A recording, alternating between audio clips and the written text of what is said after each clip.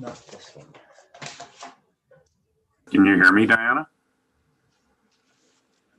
I can. Yeah, I can hear you, Conrad. Switch computers.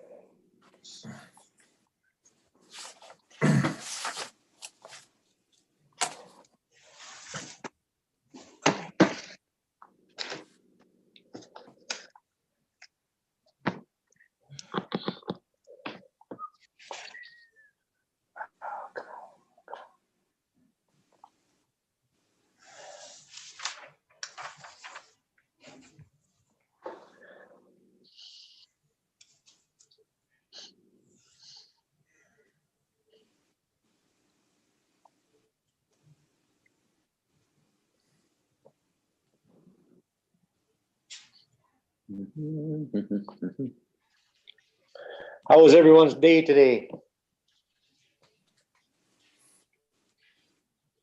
Awesome. You were working inside then, hey, Maury? Yeah, but I made the mistake and went in the basement to find some lights and I didn't have my shoes on, so my feet got cold and now I'm gonna get my cold back. Uh-oh. Yeah, that's no good. And my puppies won't come and warm up my feet. Funny, I can't imagine you not wearing shoes. Jeepers. Yeah. It's really good to golf in bare feet. I know. Gives you better grip. Only if you don't cut your toenails. Other than that, it's kind of slippery.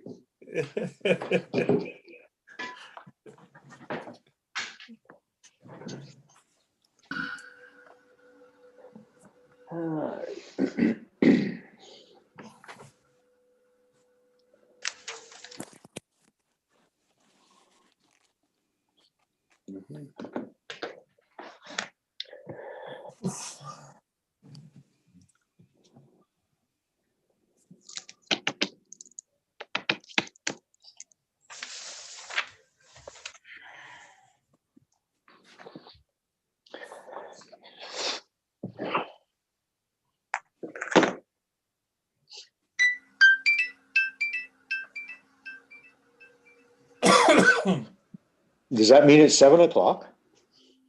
Nah, it means my battery's full on my computer.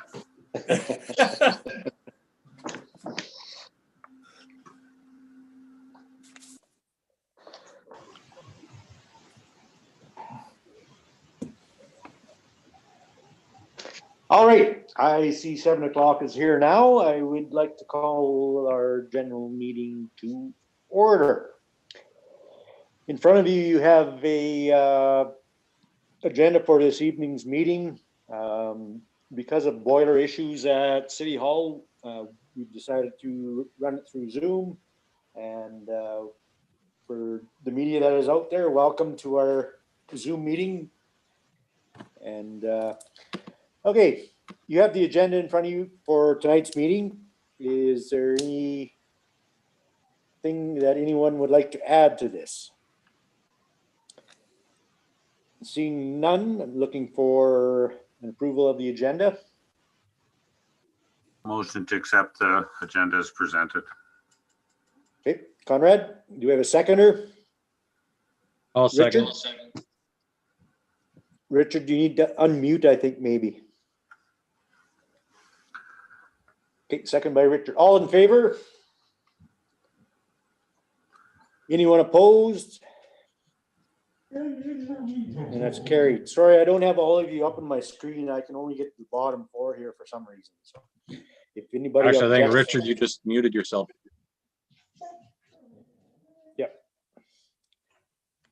So if anyone objects to any of the motions this evening, if you could just do it verbally as well, just so I don't miss something.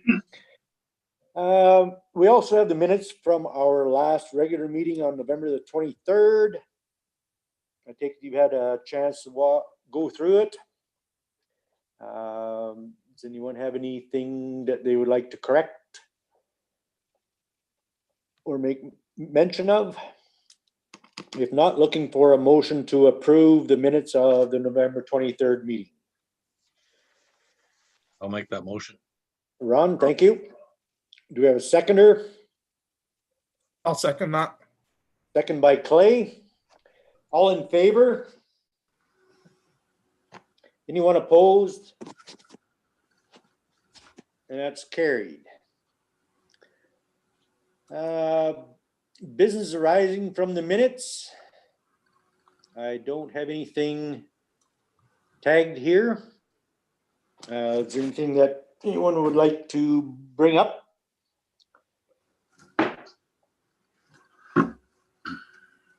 Okay, seeing none, we're going to move on to the city manager's departmental overview report. You have a copy in front of you. Diana, do you have anything that you would like to add? No, I don't have any additions. Okay, does anyone have any questions for Diana on her report?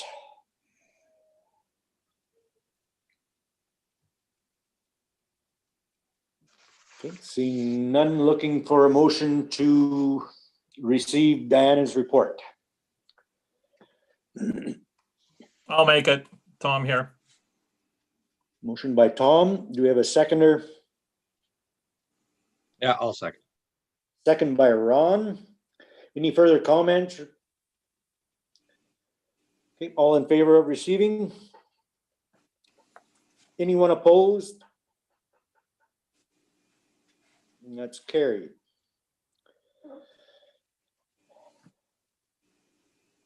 All right, we'll move on to council committee reports. I'm just going to go as I have on my screen here. Richard, do you have anything on the go?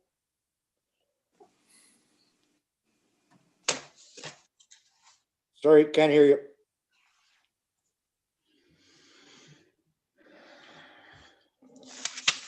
Oh, now you're muted.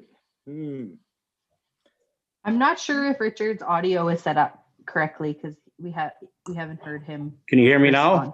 There Yeah. we go. Yep. Okay, do you have anything, Richard? Nope, you're on mute now.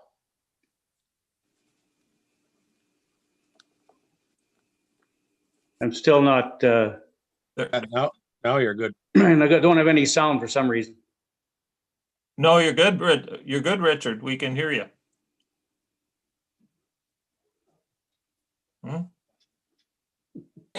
Just I switch to think the he's- next one. I All think right, he's saying he can't hear us. okay, Oh, okay. okay. Moving on. Ron, do you have anything since our last meeting? Little bit. We have, I'm kind of forgetting where I left off before, but the AGM for the chamber was held via Zoom as well on November. Sorry, I got my notes on my phone here. November 12th. 2 new members joined onto the chamber. They did a virtual Melbex, which was very well received. Lee Bell worked really hard on getting all the videos and the whole gang, like the whole chamber committee worked really hard on getting everything set up, and I think they did a fantastic job. And congratulations to all the winners. And still working on the Light Up Meadow Lake for the Christmas season, which there's been more and more entries, and that's awesome. It gets you to get out of the house and do a little bit of a light tour in town. And that's about it so far. Okay. Thank you, Ron. Clay. Nothing. Ron kind of covered everything from the chamber, so thanks for that, Ron. That's Yes. pretty much it. Okay, thanks, Clay, and congratulations on winning two of the awards in the MLBEX. Yeah, congratulations. well done. Absolutely. Thank you very much. All right, moving on to Tom.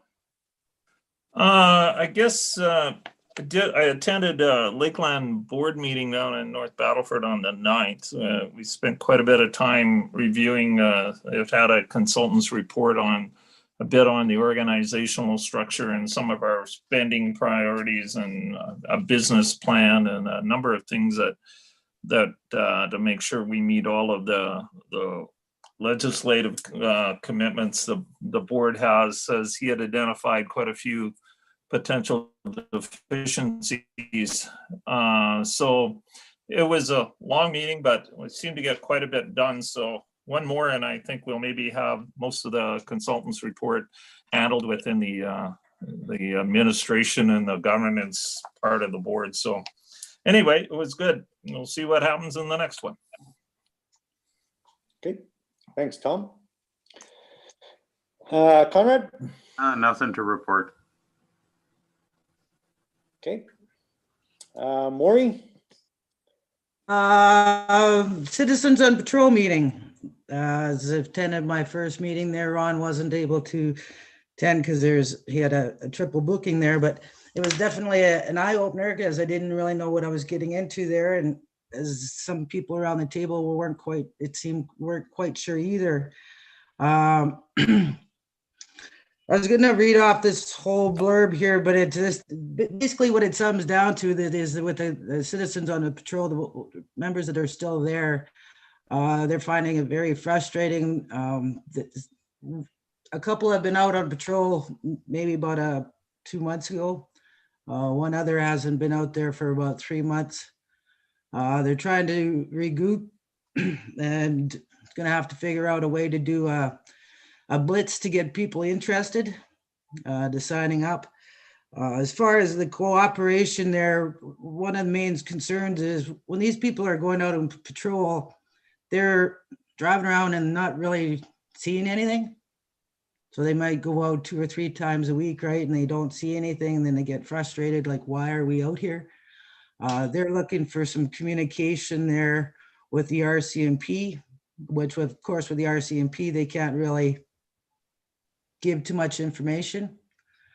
What they're looking for instead of just jumping in the vehicle every night is going and maybe getting some areas pinpointed down to where those certain places in town, mind you, nowadays it seems like it's everywhere in town, where they can concentrate on the most.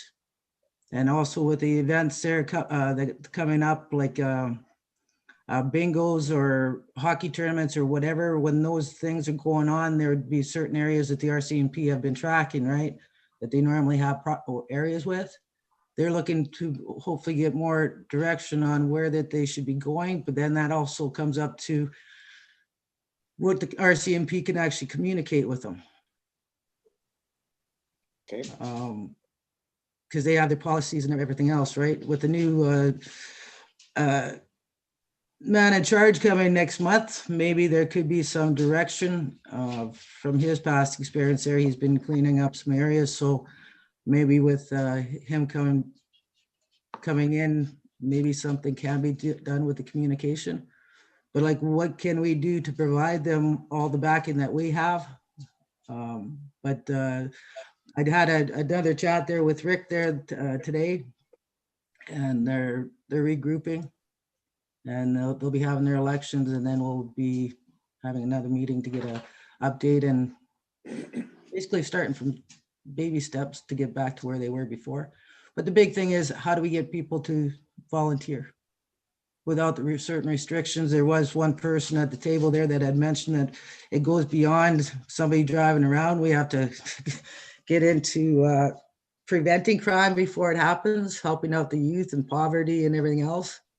But that is such a big range that's not for the citizens of patrol to figure out. That's more everybody in general, all organizations. So a lot of stuff was talked about, which isn't really pertain to the citizens of Patrol.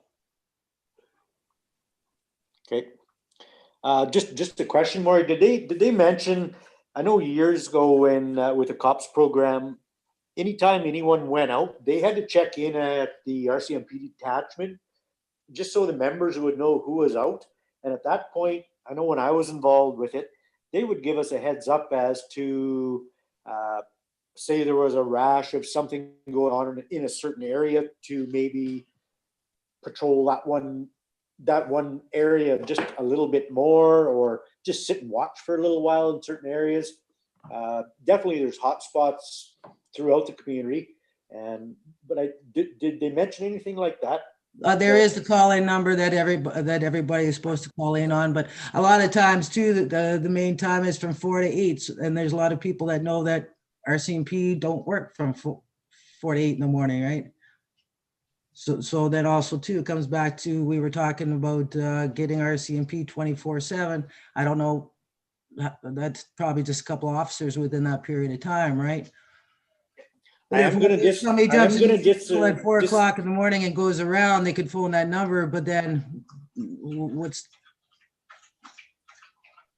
yeah, I'm not sure what the communication actually is that they would actually provide all that information.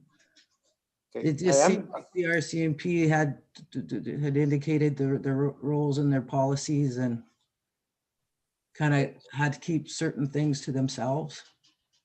Yep.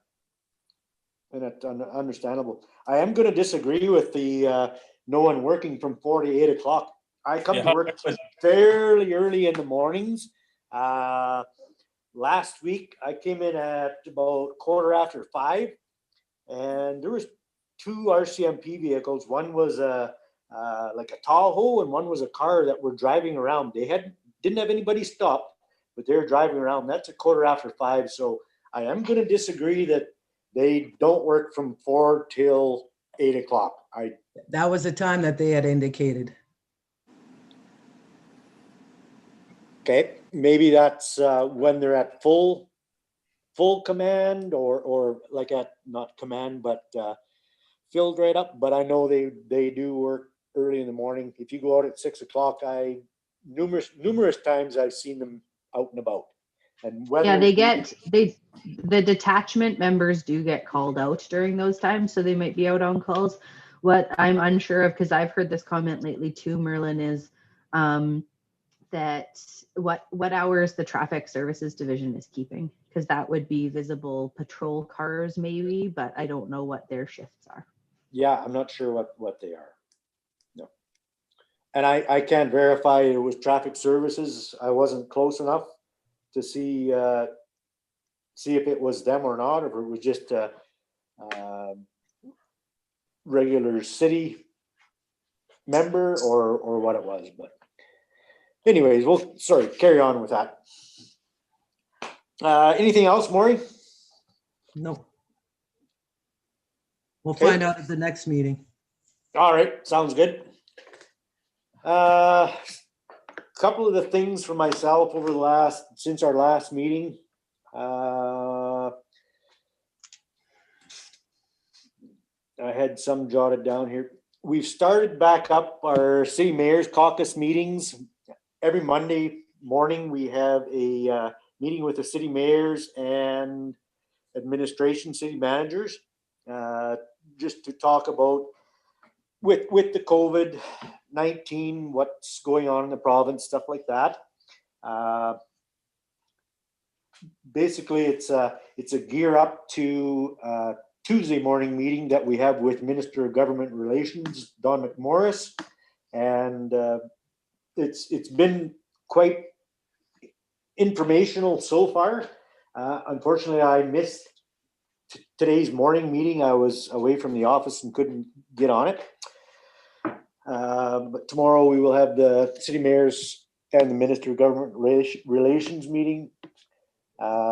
Today we also had the city mayors had a WebEx conference with Premier Moe, as well as Minister McMorris and a couple of other ministers.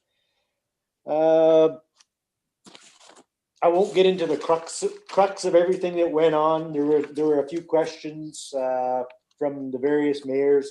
Some included, are we going to be able to continue to meet funding and stuff for the next few years? And talking about the anti-mask ralliers and things that have happened over the last couple of weeks. Revenue sharing was a concern from a couple of the members, well, actually all the members, just to make sure how the municipal revenue share goes. I believe it's based on 2 years down the, like 2 years from now will affect how much PST or municipal revenue sharing the municipalities get back from the government. And that's based on three quarters of 1 point coming back from sales in this fiscal year, 2 years down the road. Am I correct on those terms, Diana? I think I'm pretty close. Yeah, you are. It's delayed by 18 months. So we receive the money 18 months after they have raised it, and it's 3/4 of 1 point of the PST. Right. Okay. Thanks for confirming that. There was a couple of announcements on the call or on Premier Mose and Dr. Shahab's message this afternoon about, I'm not sure if everyone has had the opportunity to have a look at it. Outside gatherings will be reduced from 30 people down to 10. That comes into effect on the 17th. And the home gatherings are going to stay at 5, but it is just the immediate people in the home, the residents of the home. Is that correct, Diana? I think that was how it was. So that one's a little bit of a difference. It's going to make it tough over the Christmas, but with the numbers and cases the way they are right now, they're trying to do the best they can to get it curbed back down. Long-term care, we have a meeting on the 17th. Naming committee as well as, the naming committee is tomorrow.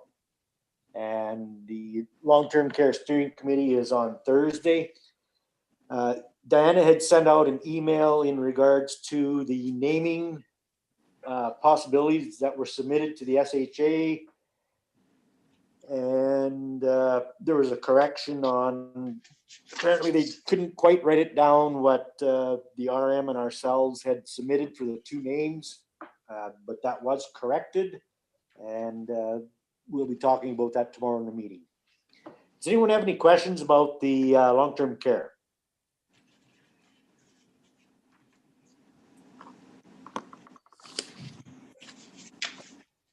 Okay, we'll move on. Did I miss anyone, or does anyone have anything else to add as far as committee reports? All right, we're going to move on to correspondence. We have 5 items on correspondence. I don't believe, sorry, Conrad? Yeah, I'll just make a motion to receive it for filing. So, okay. Okay, do we have a seconder for that? I'll second it. Second by Maury.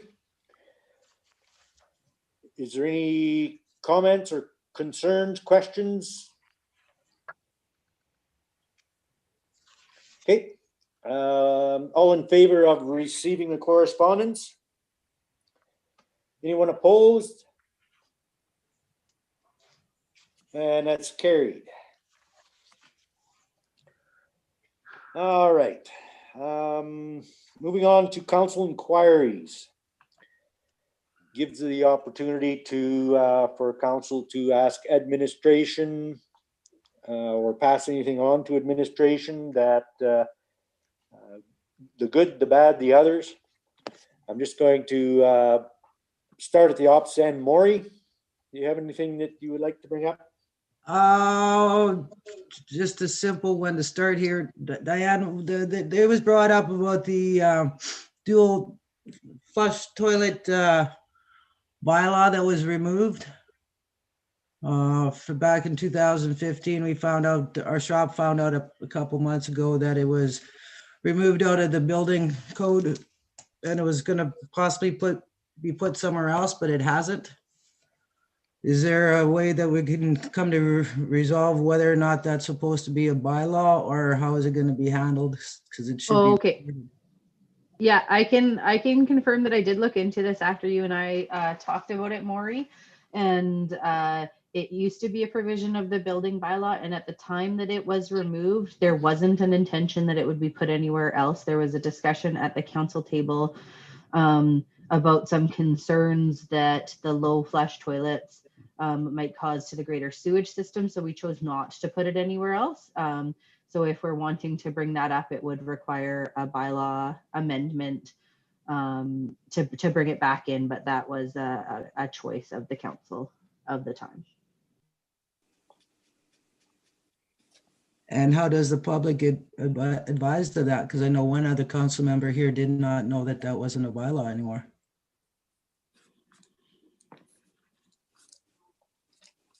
It's easy for mechanical contractors and the home building lumber yards and stuff to know about that, but do we just wash it? Which I can't see that should be done. Sorry, I don't have information as to the communication that went out, but it was 5 years ago. If what you're looking at is for us to do some communication that it's no longer required, we could definitely look into that.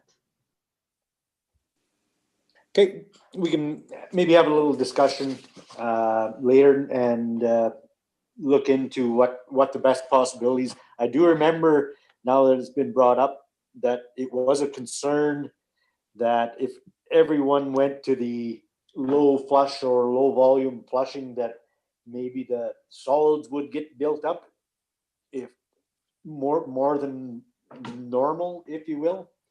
That's vaguely what I remember. Conrad, do you remember anything else about it?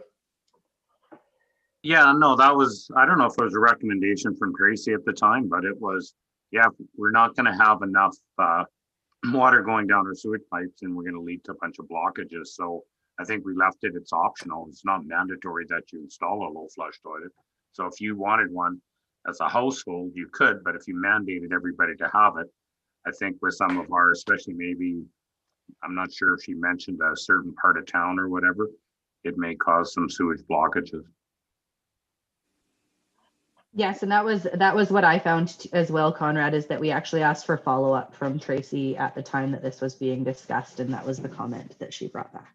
Yeah, and I just think at that time we left it up to the homeowner. If they wish to install a low flow or flush toilet, that would be, their provision. Wasn't mandatory, and I think a lot of people are going that route. There was rebates through Saskatchewan government for those toilets, so I just didn't think we wanted to mandate it. It was first implemented as a bylaw to reduce water consumption. I think the only area where you were having problems was in the new subdivision at Gibson. And once you have more houses online in the area there, then you probably won't have that issue with mains blocking. Okay. I think when you had said there that it was kind of thought to be left up to the homeowner and stuff, but going back to the fact that it wasn't made public, not everybody knows. So some have still been abiding by putting in dual flush toilets in new construction. So it's a communication As far thing. as And quickly removing them as soon as the inspection's done, I'm told. yeah, some have done that, yes. They've gone through that hassle to do that because they didn't like them.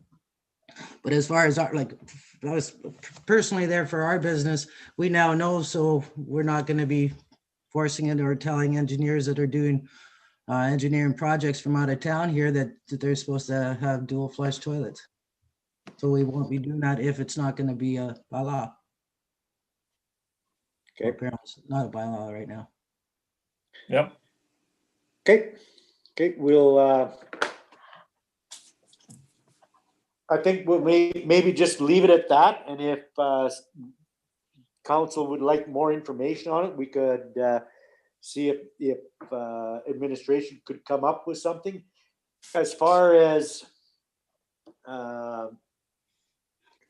telling the public or letting the public know of changes in bylaws, I think that would be an administration nightmare, because if there's changes to any bylaw, it may be posted once if it's something that we're looking to change, but I'm not sure about everyone else at the table, but I don't know every bylaw by word for word. And if it's something that's in the back of my mind, I can go and find it. But as far as communicating every bylaw, if there's a minute change somewhere, I don't know if that's something that we would be able to do. Diana, what's your thoughts on that? I would agree with the comment that we can't make every provision of every bylaw known, and it's been well known within the city that this requirement was removed. So I don't believe that there's been any miscommunication on our end that it's still a requirement. I think it's a fair comment to say that if people or contractors didn't look into this, they might not have known that it had changed. And likely the communication could be as easy as talking to your main sort of plumbing and building contractors and like the building supply companies, the local ones, to let them know that it's no longer a requirement. But generally, yes, I don't think we can infer that everybody is aware of every provision of our bylaw. It happens in an open meeting. It's been posted on our website for 5 years, but if we're trying to make sure, I know there are some that are aware of it. That are aware that the change happened, and Councillor Young brought up that there are some that weren't. So if we need to do some clarification, council can ask us to do that. Okay. You're good with that, Maury, for now? For now, but one of your comments said that maybe a mechanical contractor to phone to clarify whether it was still a requirement. Okay, we weren't told that it wasn't a bylaw or whatever else. That came about with the Empire Hotel there, that we were phoning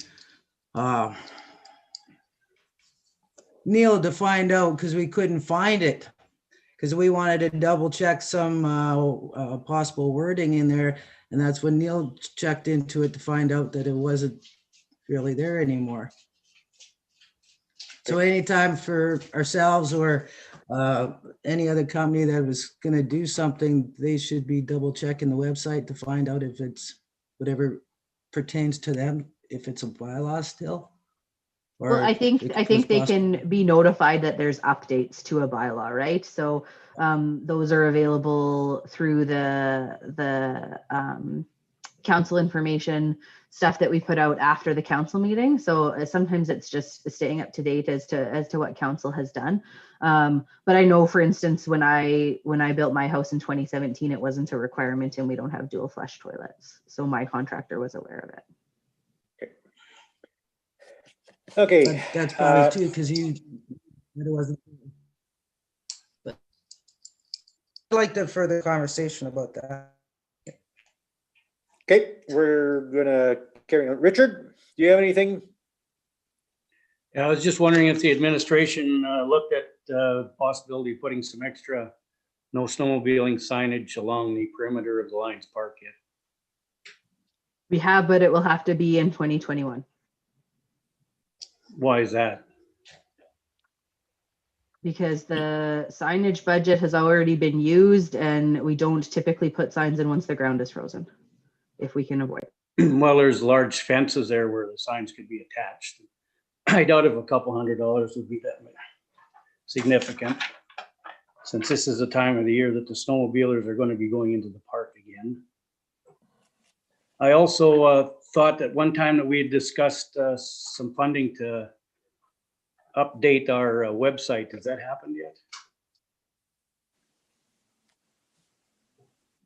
I'm not aware of any funding to update our website. I know that with our contract for the company that does our website, we do get an update, and I do believe that's in the process of being done.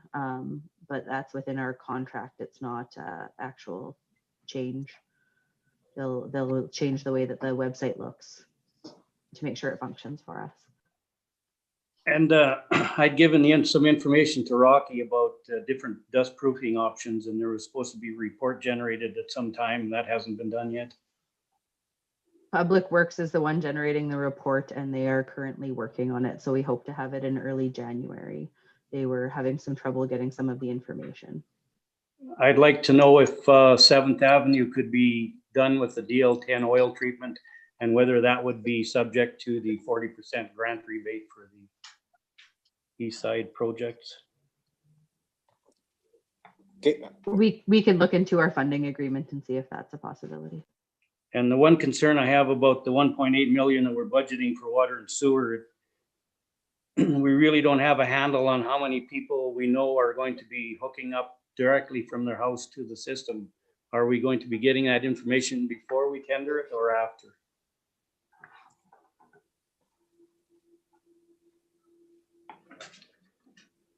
I think the explanation that was provided under the budget documents does answer that question.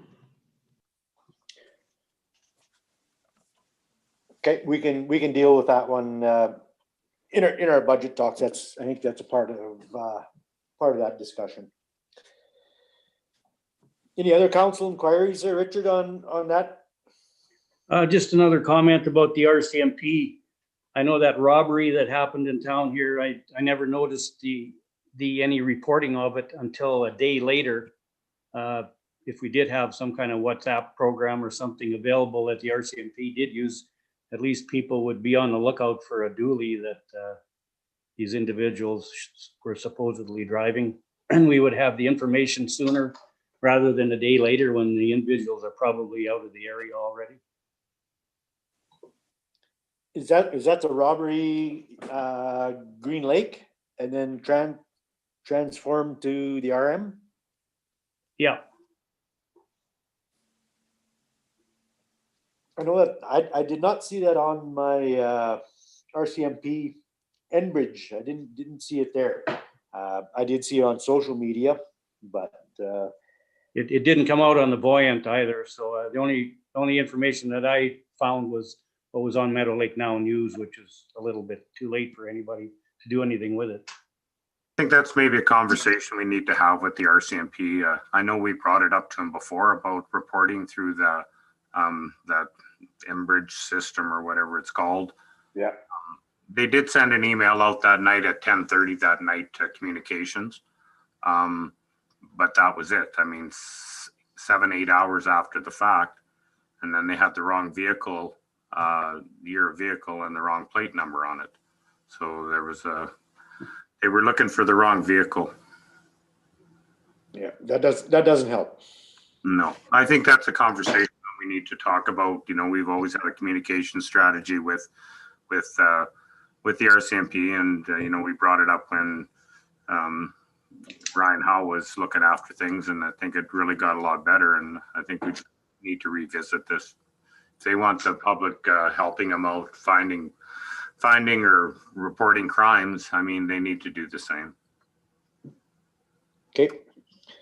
I can maybe have a discussion with Sergeant Hurst just to see if they have the ability. There's certain things that they wouldn't be able to share, but keep on the lookout for this vehicle. Definitely, I think a conversation with Sergeant Hurst right now and see what kind of information that they can flip over or allow us to put on our Buoyant alert.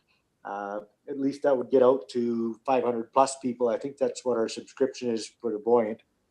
So I can have a talk with Sergeant Hurst about that. All I got. Okay, thank you. Conrad? Nothing really for administration. I mean, with the recent snowfalls we had a lot of people phoning, wondering when their streets are going to get plowed and stuff like that. But talking to administration, they said one of the bylaws they'll be looking at updating or presenting to council will be the snow removal bylaw. So that was about it. I mean, most of the people you talked to and referenced, you know, the different levels of service, they were happy with that, but a little frustrating. We had a lot of snow. You know, a lot of residents are lucky they do have residential areas plowed. Some cities don't even offer that service. So that's all I had. Can I just follow up on that, Conrad? And I thought this may be interesting to council, that the report I had back from Public Works, which the snow blower did come online partway through the removal of the dump of snow that we got. So it wasn't for the entire time, but closer to the end of it. They had a crescent that if they were removing it the typical way would typically take them most of the day to load it and haul it off. And they had it done in an hour and a half with a snowblower. I talked to Mike and it happened to be my crescent, which after talking to people about not having their snow removed and then mine miraculously happened, but said the snowblower did save them a lot of time. So that'll be good. That'll speed up a lot of process. So. And sometimes with some streets like that, what happens is they happen to be going by and they see it's a street that usually has a lot of cars parked on it and it doesn't. So the grader makes his way in there when he has the opportunity to. Yeah. Yep. And if I can just add to that, Conrad, I think the Public Works, the snow removal has been top notch. Sure, there may be some areas that don't get done right away, but there are priority levels throughout the city, downtown, school routes, etc. Priority 1, 2, and 3. But I think they did an awesome job.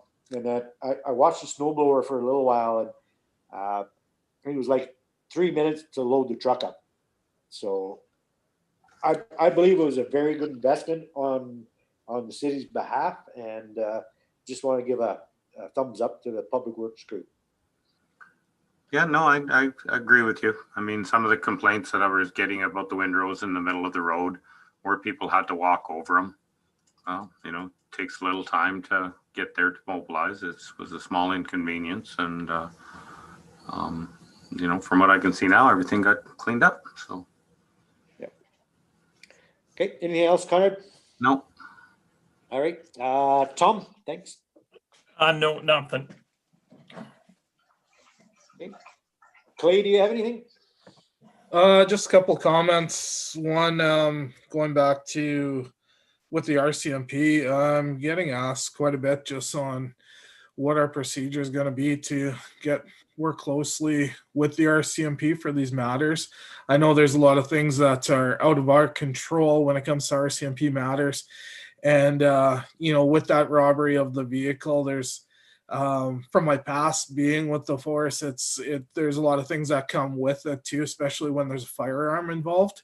There is the public safety that for the announcements, depending on how many were on shift, if they were all deployed because of the firearm, which is more than likely so, that's dealing with the matter does take a little while before you can make the announcement. So not making excuses for the force, but those are things that we have to take consideration. The other, talking about with the big snowfall, I've had 4 bus drivers contact just in regards to not complaining, but just saying the student safety in front of the schools when they plow the snow. A lot of times the snow is built up in front of the entrances, and there is a safety portion for the school buses getting in and out.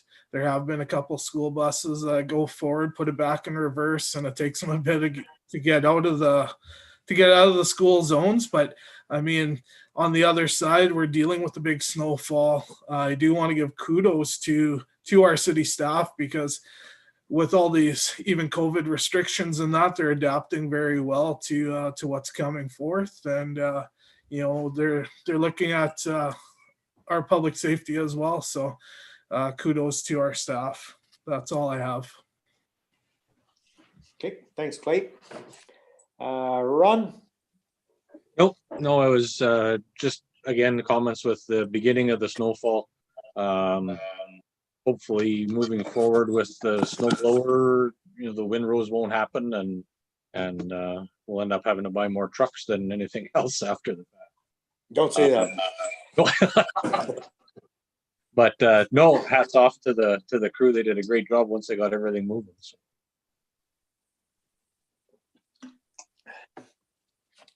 All right.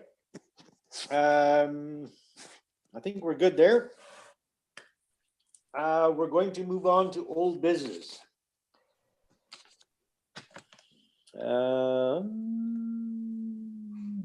Budget review.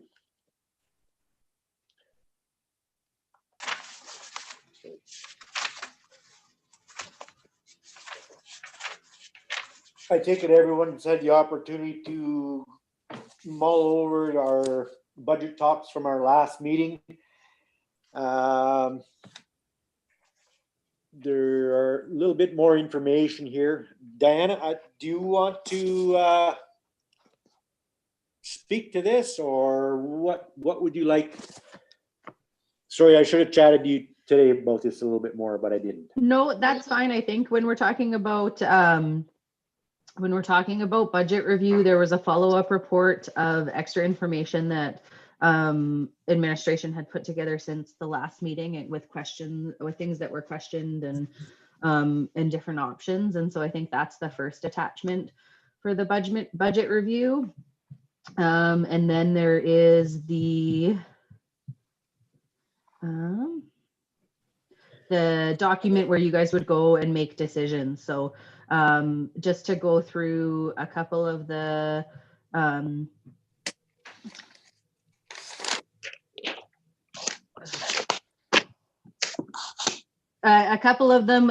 sort of just the asset management coordinator vehicle. I think the question still remains on that. One of the comments that I'm not sure was made clear on November 23rd was that the concern with a vehicle allowance is with the equipment that this employee is carrying around. It's the intention that this employee would be operating the new sewer camera, and whether we can have somebody storing a sewer camera in their personal vehicle, or whether that's realistic to ask of someone. The clarification on the DMAF project amount, and the $1.8 million budget was presented, covers a third to a quarter of the work required to replace the common trench pipe. If the contract bid price in 2021 is higher than our budget, the contract can be presented with the option of either moving some of the work to a different year or increasing the budget. And the recommendation of our engineer would be that at the time we install new mains, that we still install a service line from the main to the property line, regardless of whether the entire service line is being replaced, that you still connect a service line from the property line to the main. That's the city's portion.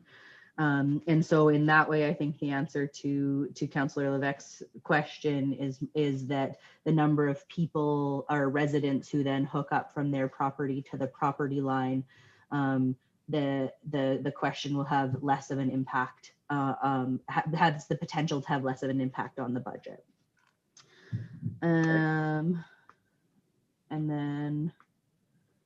then just a comment that there was a question a few meetings ago, I think a couple months ago before the election, about the reservoir number 2 repairs, and we have confirmed with SaskWater that project was not done in 2020, and we will be moving that money forward into to 2021 so that it can be done in 2021.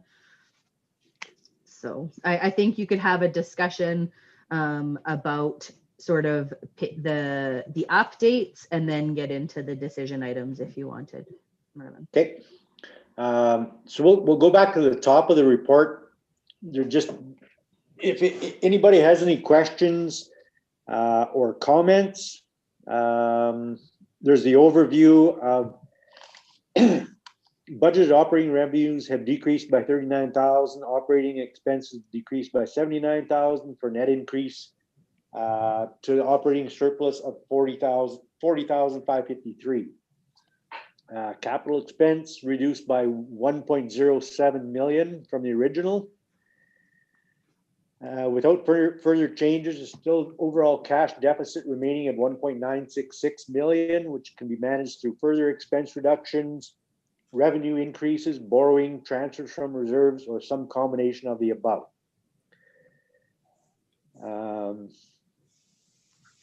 In the version presented to council, the amount is balanced by borrowing 2 million. A projected loan repayment of 200,000 is funded through transfers from the Community Enhancement Investment Fund. With borrowing, the budget is presented with a cash surplus of 25,848, of which administration recommending 25,000 be transferred to reserves to begin established an equipment replacement fund. So we can just go through the items like general government services. Does anyone have any further questions to what's on there? Again, I can only see a certain portion, so just speak up if you do have any questions.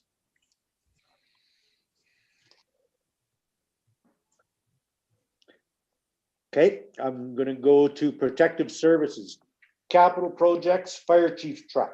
At our last meeting, we had asked administration to check with Fire Chief Marsh if what the difference would be between a half-ton and a three-quarter ton truck, because some of the comments were towing, hauling an extra weight that a half-ton might not be good. The information is back there. It's about $8,900 more to go to a three-quarter ton, and Fire Chief Marsh believes that a half-ton would be adequate for the purpose. So did you want to start making decisions or discussing this right now, or wait till? I just think if you have any more questions about the information, and then you're going to get to the decision items next. Does anyone have any comments or questions, additional comments about the fire chief truck? Just my comments would be like $8,900 to go to a three-quarter ton. I think I would just stick with the half ton. It's going to haul 300 pounds more right now with the newer version. Save $8,900. Go with a 6.5 foot box if that's the kind of comments you're looking at. Okay. Any other comments there? Okay. Vehicle storage training compound. At our last meeting, we had talked about maybe not doing this with some further discussion. Sorry, there was my key.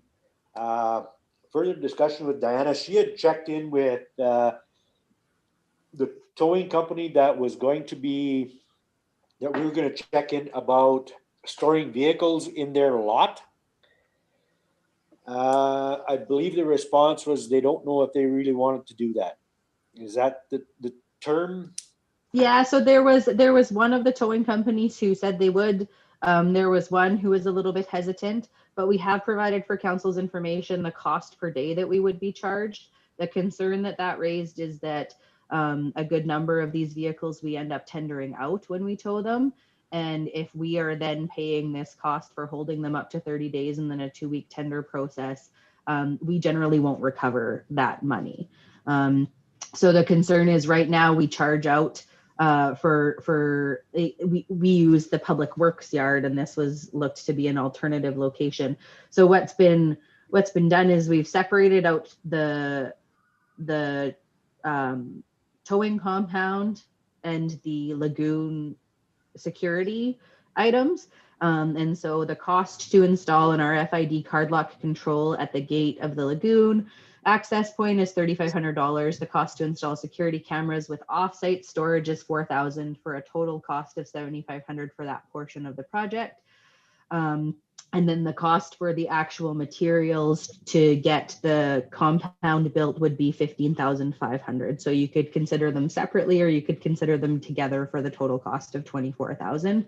But the concern was that even if we increase to what we charge out to people for the towing, when they don't pay their towing fees and we end up tendering the vehicle, we often don't make a profit off of that, and we would be even farther in the hole if we were contracting to a private hauler.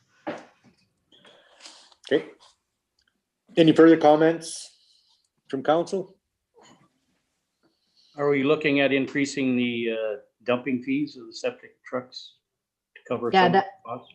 that is definitely something. And even if we just started recovering what we are currently charging that we don't get paid because the honor system isn't really working here, the payoff would be quite short. And I think Jessica had done the calculations, so I'll let her. Yes.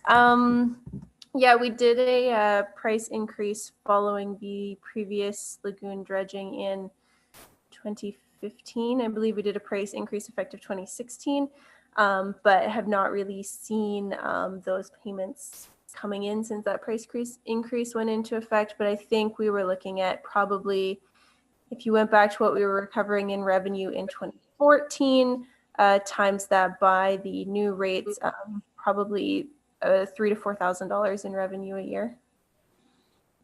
And we did determine that what other places charge, we are out of sync with that for the dumping. So it definitely will be a conversation to look at increasing that. Okay. And definitely having with a gate there with a pin pad or something, you can monitor who's going in and out much more effectively. Correct. Okay. Recreation. Information is there for the operating. Capital projects. This is where I had a question. I forgot. This is one thing I was going to ask you today, Diana. They were talking about a pull behind mower. Does that include the compact diesel tractor? Like, is that picture just a reference as to what they're looking at? Because I don't think when we were talking at the last meeting, I think Conrad had talked about the wing type mower that's used on the larger tractor for the big ditches. I can see that being up around the $15,000 mark.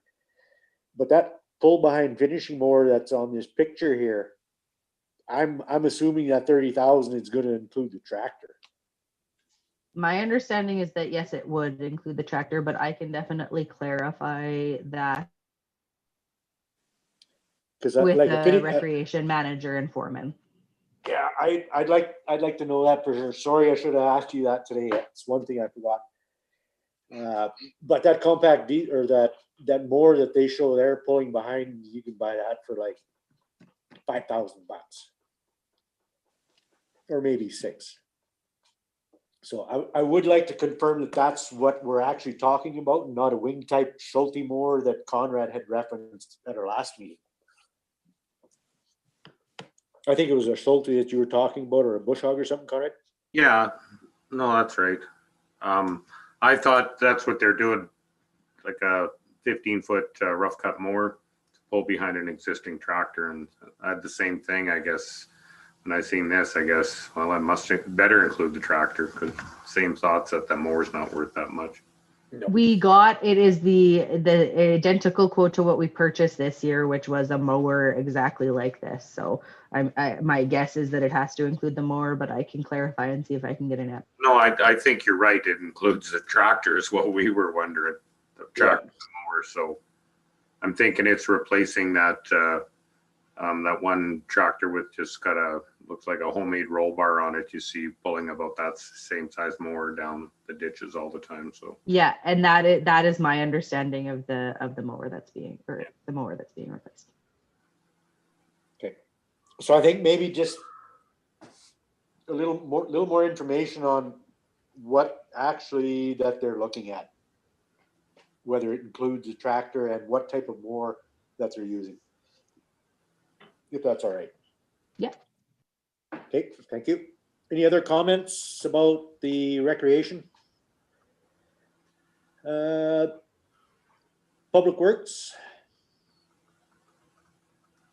I know Richard had referenced a little bit about the DL10 on 7, but the Public Works Department is putting together a report to deal with that. So once that's complete, then we can work on that as well. Any other comments, Public Works? I would have one on the traffic study. Just this sort of started from, or maybe it didn't, but asking for some stop signs or something. Like 30, to me, it seems like a lot of money, and probably the studies, if most studies usually recommend something, they usually don't say status quo is good. It could lead into a number of significant sign purchases or street lights or whatever, potentially, I guess. But I guess I'm questioning is, I know these are professionals, but boy, that seems like a lot of money, but. And unfortunately, that's even actually half the cost, because we are looking at partnering with SGI on this, and it would be an intersection safety study of I believe 15 major intersections and 5 or 7 minor intersections. And the idea would be that they would provide us with response options that we could plan forward with. What this amount would not include is necessarily traffic planning with the plans for the development north of Highway 55, which was one of the considerations, but SGI isn't willing to help fund that portion of it, so that would likely be a discussion with our neighboring First Nation. So would this include, it's mainly around 50, like you said, it's not the whole city. They wouldn't look at every intersection and start saying, yeah, with no signage or yield to the right, or, the way it's signed now. So they would give us, around. Sorry, Tom. Go ahead. So continue, I don't mean to interrupt. No, it was just a question. It's not the whole city then. It's about 20 intersections that they would look at, but they would do the traffic flow for the whole city, and we would get recommendations as to whether or not the yield to the right at the majority of intersections is an effective traffic mechanism. And if not, they would have recommendations for where we could look at adding signage and not adding signage. So it wouldn't necessarily be every intersection of the city that they would look at, but it would be enough that they could get the idea of the traffic flows and patterns as to what signage would be needed. Okay. You good there, Tom? Yeah, I'm good. Okay, capital projects, the additional sidewalk along Highway 55, plan to defer at this point. Any other questions there on capital?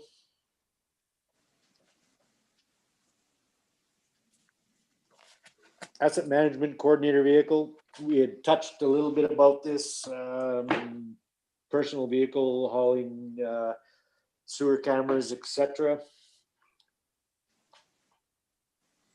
Yeah, that's not good. Yeah. We can discuss that once we get into the budget numbers. Is that all right, Dan? Yeah, for sure. I only mentioned it because I think it was the discussion point that didn't get made clearly enough on the 23rd to council. So. Okay. Lagoon dredging, DMAF. There were a couple of questions that were talked about already. Paving details.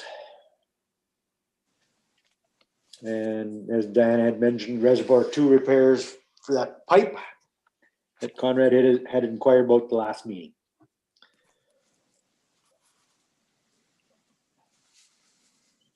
Okay, operating budget decision items. There are a few things there. We'll just flip through. If anybody has any quick questions or comments before we carry on. City Hall Summer Student, software services. And we actually do look for decisions on these items. They have highlighted the way council has indicated if there was an indication of what they would support, but we would like votes. You want a decision on each item as we go through? Okay. If you would like to discuss first, that's your prerogative, Mayor, but. Okay, well, we'll go through each item. If there's any questions or comments, and then we'll make we'll vote on each item as we go through. Is that all right? Yep. Okay, first one, City Hall summer student. Recommended, or what we had talked about, the 14,500 be included in 2021 budget for hiring a summer student at City Hall. That's to help out with the archiving of records, etc. The Coles Note version. Any further comments? Any questions for Diana?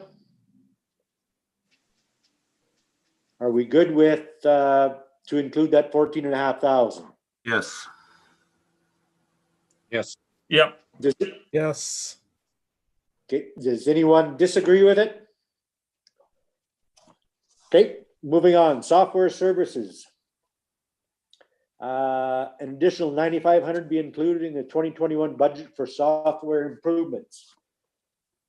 Yes. Yep. Yeah. It helps the Okay. summer student.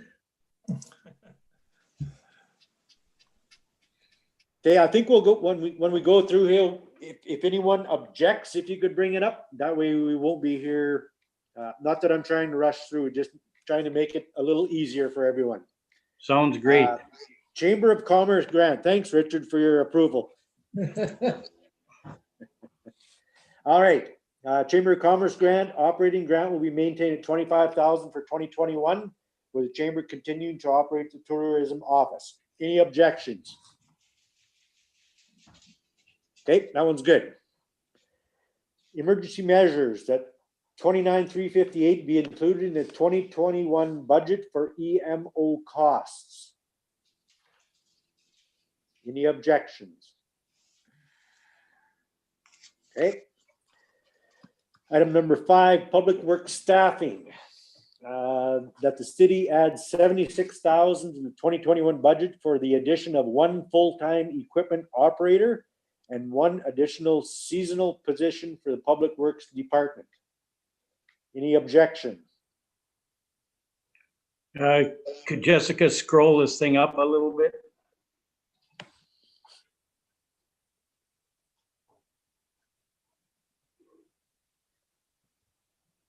Any objection? Okay. Recommendation A. Item number 6, dust proofing.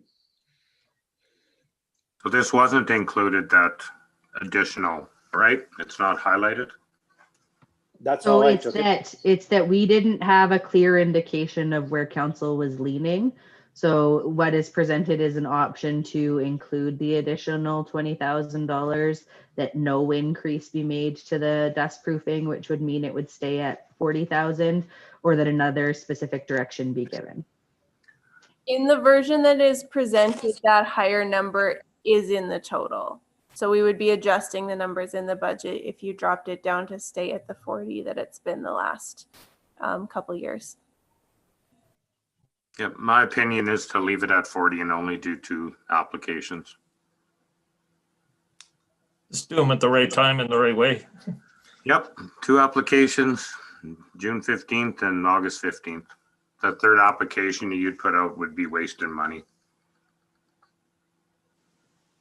Okay. So that would be, No. sorry, go ahead. Oh, I was just going to agree with Conrad. Yeah. So that would be letter B, that no increase be made to the 2021 dust proofing budget. Yeah. Any objection to that? I know we're still waiting for a bit of a report back from Public Works on the dust proofing, but I think if they can find efficiencies, and I'm going by Conrad's recommendation about twice a year. He knows way more about this stuff than I do. Any objection to sticking with item B? As long as it doesn't have any effect on the $30,000 that I'll eventually ask for a DL10 treatment on 7th Avenue.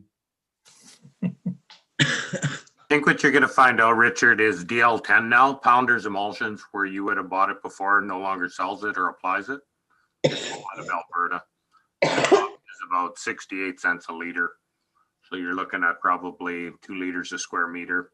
You're probably, $1.30 a square meter, where calcium chloride's costing you probably 28 cents is what it costs the ministry. So Yeah, I realize the difference in the price, but Yeah. the price I had quoted was a company that came in and did the complete installation of the product and whatever, and it was $30,000 for a kilometer. yeah, that was Pounders Emulsions. I used to do that out of Saskatoon, and they no longer do it. Okay. Well, maybe somebody else does. Yeah, there's 2 companies out of Alberta. Okay. So dust proofing, we're good with B? Yeah. Okay. Traffic study, 30,000 be included in the 2021 budget for a traffic study that we had talked about below earlier with some selected intersections, or that the city not budget for a traffic study in 2021. So Traffic study A. would this be contingent on securing a grant with SGI or not? Yes, yes, and I believe that if you approve it, we will be successful in securing that grant.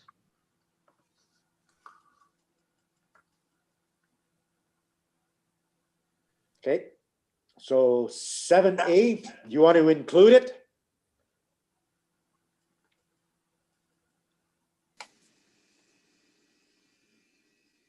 Any objection? Personally, I would go with B and defer it for a year.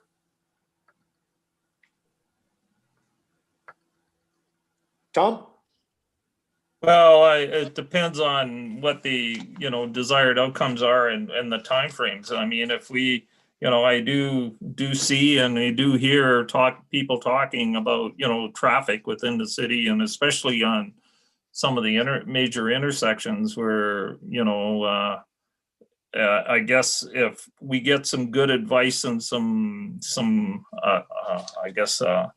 sort of a roadmap to how we could manage them and what type of costs we're looking at down the road and those types of things. Because I think we gotta do some work on some of that. But most of my stuff is where I see it is either on Railway or 4th, but maybe a little bit on 9th. But so I guess what's the outcome we're going to get out of it? And we did mention a bit about the development north of Railway, and if that happens, would that throw some of our planning into it might change things, I guess. And if I don't know if that's what Conrad's thinking, why we should defer it, or if it's just a cost we could maybe do without this budget year. But I imagine every budget's going to have pressures. Well, I think if we did the traffic study out on Highway 4 with those extra approaches when we paved the west side, and if I remember right, it was like 50,000 someplace in there, and I wasn't impressed with what come out of there. You could have sat 2 intern engineers out there and got the same amount. They just basically counted cars. I'm assuming, I don't know if they have a SGI database that they would access. They'll tell you where all your high collision areas are. They might make a recommendation, but it's, you're going to be paying lots for signs or traffic lights possibly. And it's probably something we already know. I mean, at one time, my understanding was all these uncontrolled intersections were signed with yield. And what it made was a raceway down there from one end to the other. I think, Bridger Avenue right now is a perfect example of that. So that's just my opinion now. I mean, it's not going to take in Highway 4 or 55. That's it wouldn't. You don't. That's already been done. No, SGI wouldn't provide a grant for 4 and 55. Isn't that correct? No, SGI would not provide a grant for the impact of the development north of Railway. Preliminary discussions with Flying Dust is that they would be interested in doing that, but it was not something we were able to get commitment for in time for tonight's meeting. Well, I'm in agreement with Conrad. I think it would be a waste of time and money at this point. Okay, Maury, what's your thoughts? I think it's a lot of money. So is that a I no? agree with Conrad. Okay. Clay? I think the one thing though that if it is a safety issue, I think it's seeing the numbers of accidents that have come. I probably could find them someplace, but my time frame just hasn't allowed me to get there. But looking at the reasoning behind is, do we require due to accidents? I mean, do the RCMP and SGI have that database that we can see on what's happening in Meadow Lake before? Because then that way there, it's like Conrad said too, if we're just paying to count vehicles, then, it's an iffy. But if there's numbers there and it is due to a safety portion, then I say, yeah, let's get the study done. But until we get those numbers, or until I see those numbers, it's a tough call. Okay, Ron, your thoughts? Well, it's a little more than I was expecting. Is this something SGI always, like if you're doing a traffic study, is there always this grant money available from SGI? No, it's very likely if we don't partner with them in 2021 that we won't be able to. They have a number of initiatives, including intersection safety being one of their focus areas, and this would be what they would classify this under. Okay, I agree with a bunch. I mean, it's a question of safety. Is it, as we increase our size in the community and we increase the traffic flow, at some point I think we need to know these questions, or we have to have these questions answered. I mean, yeah, in a tight budget like this, it is lots to spend. So And I wonder if you approached SGI, if they would give you access to their database. It's just a file. It's a database file. I mean, it's something We have access to their database. We So do you not have anybody on staff who can make traffic recommendations No, about how that's traffic why- flow works. That's why you'd want a traffic engineer, but you could see based on that database where all your accidents are. Our accidents are centered around controlled intersections currently. Yep. And I believe that's what the traffic study, That's what the internal report that Rocky created in 2018. It was not a traffic study. okay. I think just for myself, rather than spending 30,000 on a traffic study, I would like to spend, if we're gonna spend that money, I would like to spend it on education of driving habits. If you go back to the manual, you yield to your right. That's rules of the road. So if there's some way that we can promote education, how to drive, I'd be willing to spend money there. But for me, just to do a traffic study, I would say not myself. Okay, spend 30,000. Yes or no? No. No, No, No, no. one day, but I guess not this year. Clay? Same. If we'll have to wait and see if it's really needed, but not this year. Okay. So we'll say no to that one. We will definitely keep it in mind. Sorry. All right, next one is additional streetlights. There's 3 options. That 6825 be added to the 2021 budget for installing up to 5 additional lights in the east area of the city.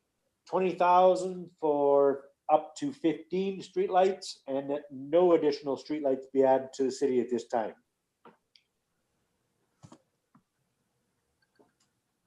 I got a question. I can't remember on our discussion. Were those numbers including the new light poles, or were those being put on the existing power poles? They would be put on the existing power poles. And if you were looking for, like, there was a discussion, a document in earlier budget presentations, but I would probably go with a recommendation of A to start with.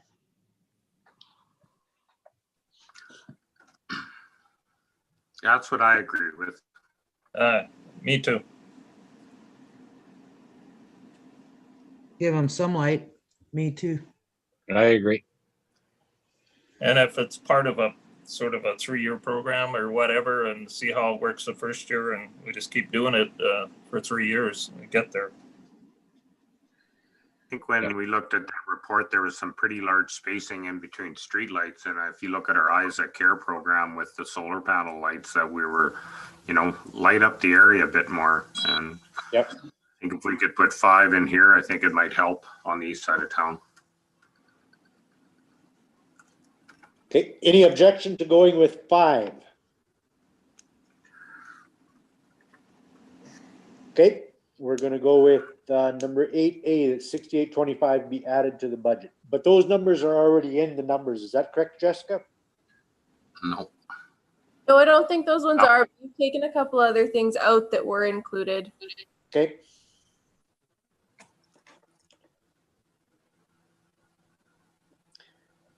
All right, number 9, recreation summer programming, that 22,500 be included in the 2021 budget to allow for the creation of summer programming in the recreation department. This will probably be contingent on COVID-19 regulations. Hopefully things will be under control by then, but any Yes, and objection? this would be the day camps that we had planned to have this year before the pandemic hits. Okay. Any objections to the recommendation number A, the 22.5 be included? I think it was our mandate when the recreation manager was hired to keep our facilities busy, and summer programming would definitely be a part of it, keeping it busy and keeping the youth involved and things to do in the summer. Okay. Number 10, library. That $5,000 be included in the 2021 budget to complete the window replacement project at the library.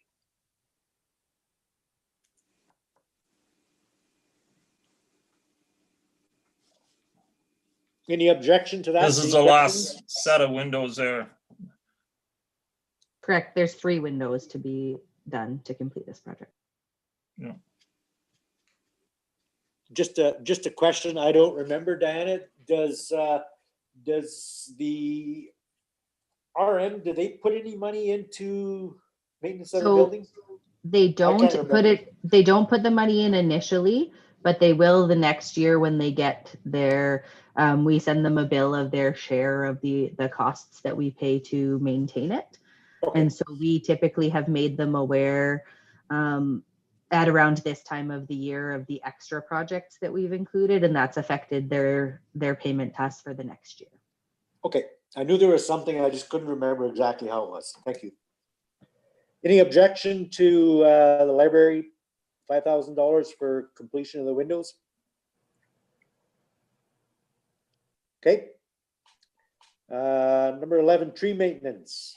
That $5,000 be added to the 2021 budget for the replacement of dead trees in the downtown and park areas. Any objection to that? Okay, we're good there. Item number 12, arena maintenance and improvements. That the arena maintenance budget be increased by $33,000 to include the additional projects proposed by the recreation manager.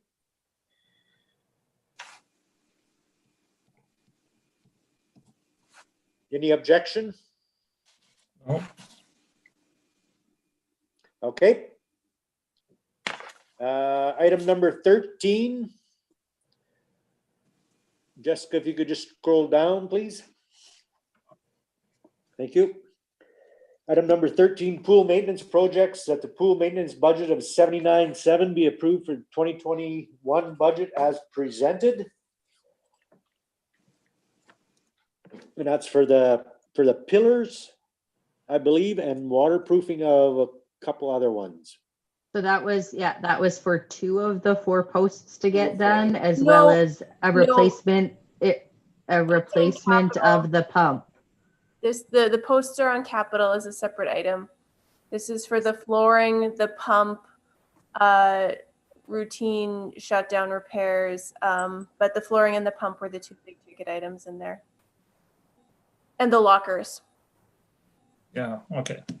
And this budget amount, I think, was 52,000 in 2020.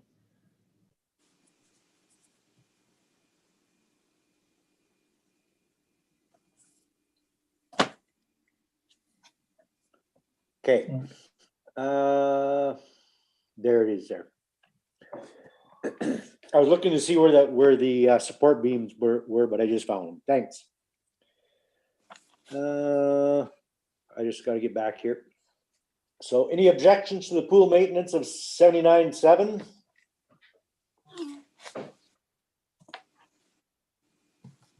All right. Capital budget items. We had talked about this originally on the 3rd and chatted about it a little bit more at our last meeting. Item number 1, Vadim software cloud update. $12,000 be included in the 2021 capital budget to transition the city's Vadim software to the cloud. Any objection? Okay. Item number 2, storage and training compound. We discussed this a little bit earlier.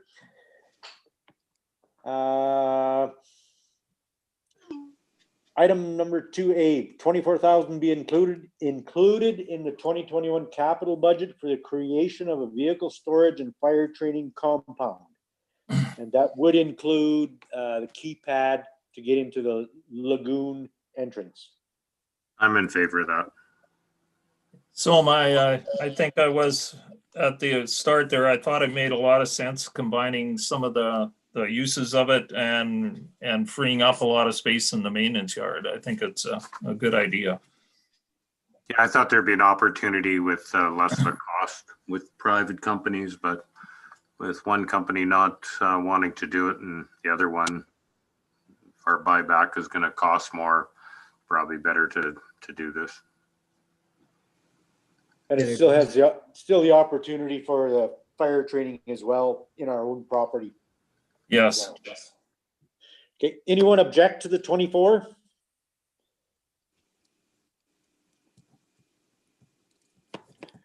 Okay. Fire chief's truck. 82,150 be included with the 2021 capital budget to replace the fire chief's vehicle with a 1/2-ton truck, 6.5-foot box.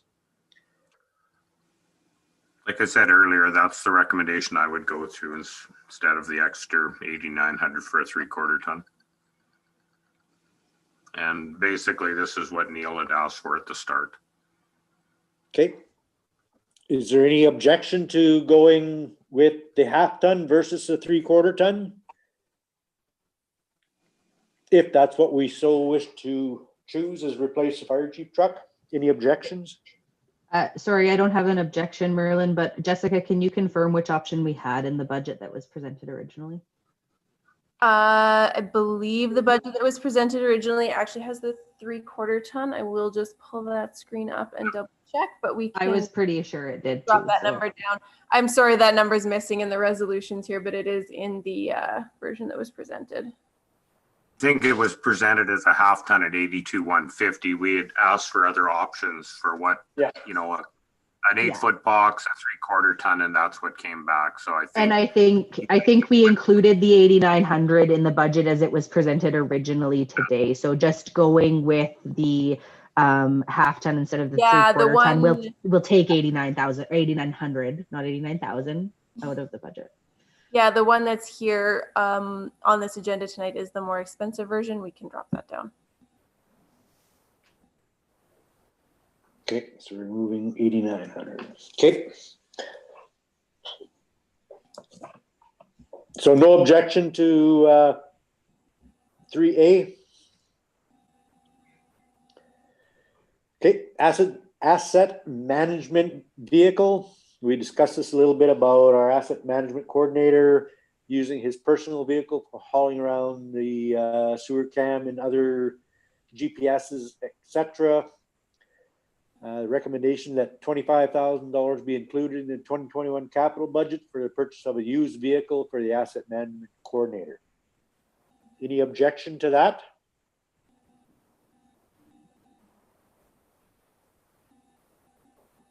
Okay. Moving on, 4A it is. Drainage pump. The recommendation that's included is $79,450 to be included in the 2021 capital budget for the purchase of a new 8-inch drainage pump for the storm retention pond. The existing one is basically miled out, if you will, or going to be miled out. Any objection? And I believe with that, Diana, we had talked about at our last meeting about checking the water drainage on the east side of the highway just to see. I know you had mentioned beaver dams and or beaver houses, etc., just so we can get the flow going over there. Yeah, and so what was determined is this was looked into, and what the engineer and the public works manager reported is that the more pressing issue is generally the level of Backwater Creek and the level of the lake that causes that to back up. There are sometimes beaver dams that can cause it to be worse than others, and we generally keep an eye on those. Okay. If the lake water level and Backwater Creek level is way high, there's no real place for it to go, but we just thought we would ask about that. Okay, no objection to the new pump. Okay, item number 6. After discussion that the utility van be replaced by the repurposed fire chief truck. That's for the Public Works Department. Yep. Any objection? No. Okay, You just need to see it on the screen. Sorry, I think maybe Jessica's typing. Yeah, sorry about that. Too many screens going here at once. you're good with that, Richard? Yep. Okay, item number 7, street sweeper. That the city not budget for a street sweeper replacement in 2021. Any objections to that? Sorry, Public Works, no new street sweeper this year. Campground expansion. That $7,500 be included in the 2021 capital budget for the creation of overflow campsites at Line Park Campground. Any objection?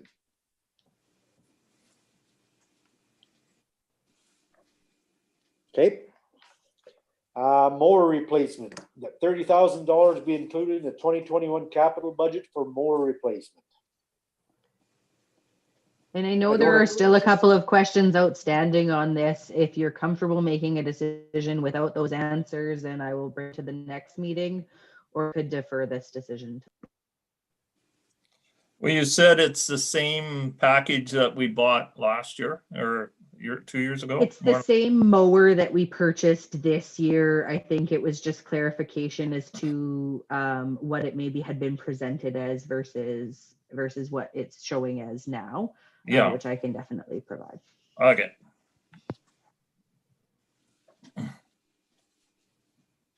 As far as myself, I would really like to know what we're spending the $30,000 on first before we go ahead. I would say we could tag 30,000 for a replacement mower.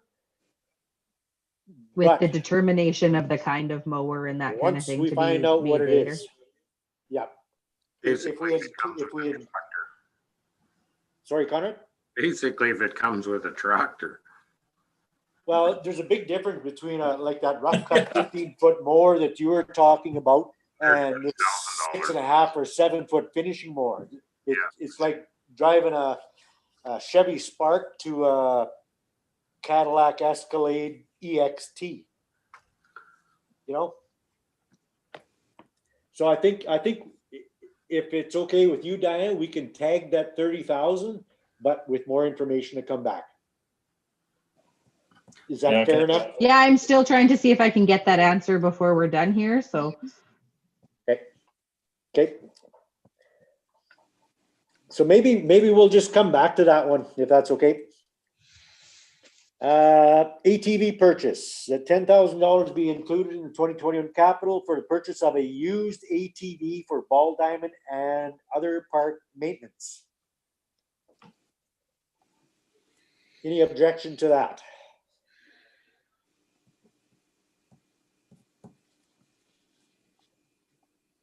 Okay, that's good.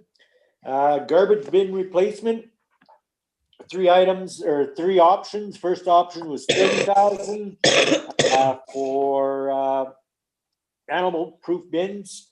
Second option was $10,000, and I think we looked at doing it in 3 phases or 3 years to begin replacing the garbage bins in Lions Park. And the third one is not budget for any replacement. Option that's highlighted is $10,000. Any disagreement or objection to that?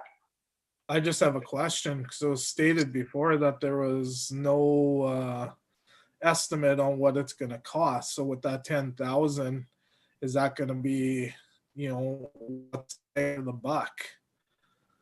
Because So we have an idea of what the range of costs are. What we would bring to council is a decision on the style and those kind of things that we could determine how many you then get for the $10,000.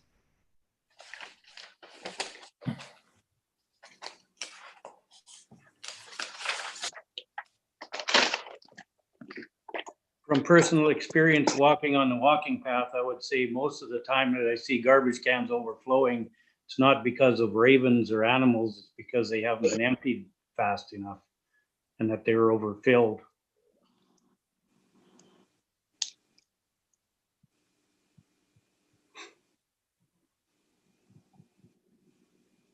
Okay, so what's shall we earmark the 10,000 and it can be contingent on what information comes back as to what we can get for 10,000. If it's 2 garbage cans, I'm not really in favor of it. If we can get 7 or 8 or 10 of them, just depending on what they are, we don't want them to be walking away, but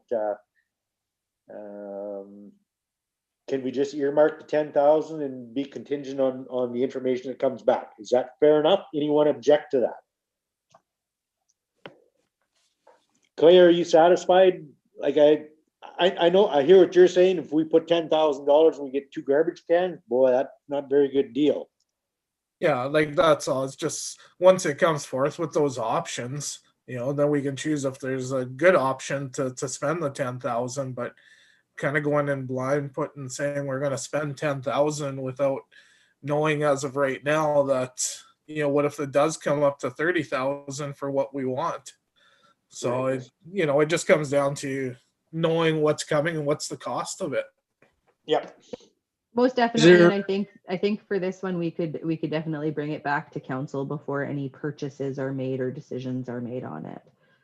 Is there anything that we could bring to the welding class at the school to see if there's a project that maybe they can, I don't know, get some credit for and give us some costs and maybe put the name on it that's built by Carpenter High School or whatever? One of the discussions around dealing with the garbage cans downtown and finding a solution for them involved talking to the welding class. I don't know that we'd ever taken it far enough to have them actually fully construct something, but fully construct something to provide a cover or something like that for the cement ones downtown. We had definitely brainstormed that idea.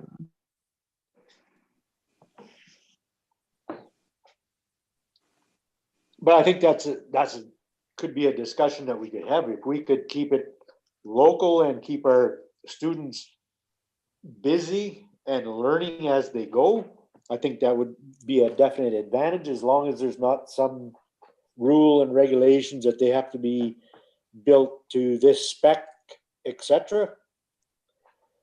But as far as the budget goes,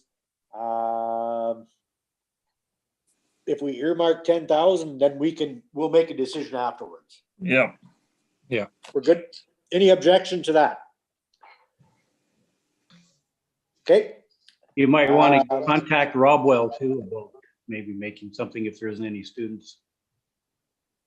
Well, I think there's two welding programs, the high school and SIIT. They both have welding programs that definitely wouldn't hurt to look into. Okay, I'm just going to go back to the mower. I just received some information. Diana, do you have an update on the mower? Yeah, I did text the question to the recreation manager that we had originally discussed replacing the rough cut 15-foot pull behind mower. And now we're showing a tractor and a small finishing pull behind mower. And he confirmed that it would be the tractor and the finishing mower. And after doing an assessment of the mowers and the needs of the department, they determined that this is the one that should be replaced first before the larger rough cut one. Okay. So tractor and the mower, and it's still. And it's 30. new because originally we had proposed $30,000 for a used large rough cut. Yeah. Okay. Thanks for getting that, Diana. It makes it just so we know what we're doing, what we're dealing Yeah, with. no, I do apologize for that not being clarified. And that's for use in Lions Park, right? Or everywhere? Ditches. I That won't be wanna for say- ditches. I want to say it's for use in Lions Park. That Yeah, won't be for ditches. It'll never last No. in a ditch. No, No. that's what I mean. If you're gonna get a finishing mower to go through a ditch, that's a pretty short lifespan. Yeah, You might You're get a right. year out of it. they're keeping the other one then. Okay, any objection to keeping the 30,000 for the mower and tractor? I'm assuming they've tendered this out. What did they they just went to the local contractor that we bought the mower off this year because we had done a request for quotations for that purchase, and they gave us the price that they would charge Okay. to just confirm the amount. Okay. So any objection to 30,000 for the tractor and mower, finishing mower? Okay. I think my only question on that is where, Tom had mentioned it before, where is it going to be used? Because they wouldn't use that on the ball diamonds. They've got the zero turns for that.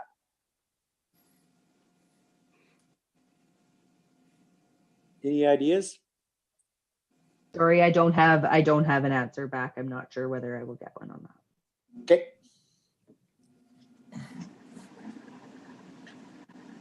Any objection to 30,000? No. Okay, moving on to number 12, recreation truck replacement. Originally, they were looking at 15,000 for a used vehicle.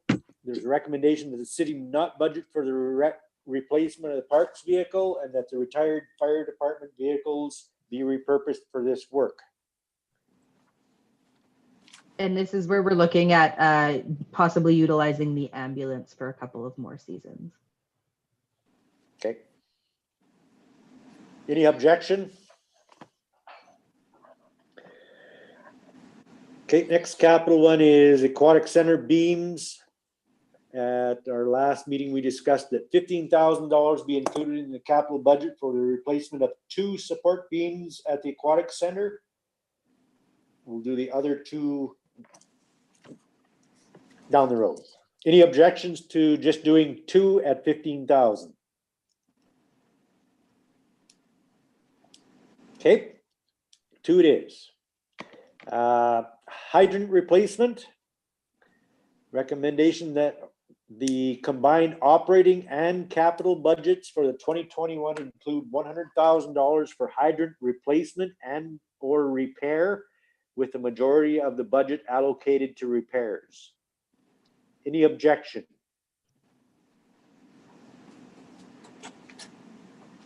Okay.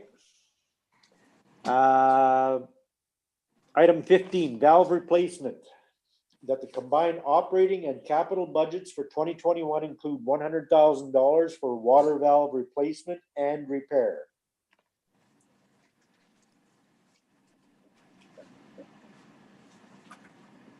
Any objection?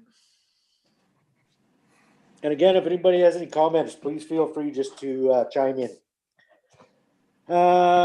Item number 16, lagoon dredging. That the city not budget for lagoon dredging in 2021, but the work be done to measure the impact of the private hauler dump chute at the lagoon on sludge buildup and odor issues, and to investigate alternate solutions.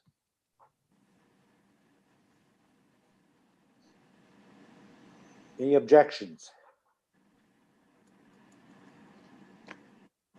Okay. Nothing sewer camera, that was dealt with through the municipal economic enhancement program back in June. Mayor Seymour, sorry, could I interrupt? Yep.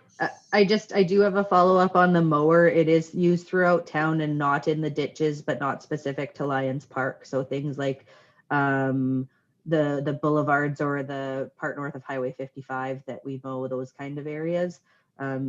I don't think it'll mean anything to council to give the name of the staff person whose mower is getting replaced. But that's the information I have. It's not specific to Lions Park, and it's definitely not the intention that it be used for the ditches. Okay, good. Thank you for that.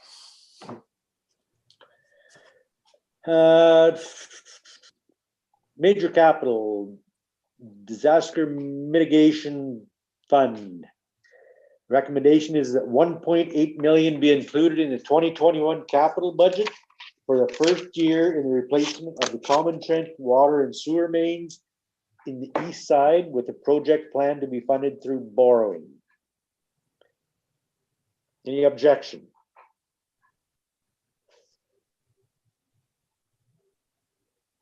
Okay.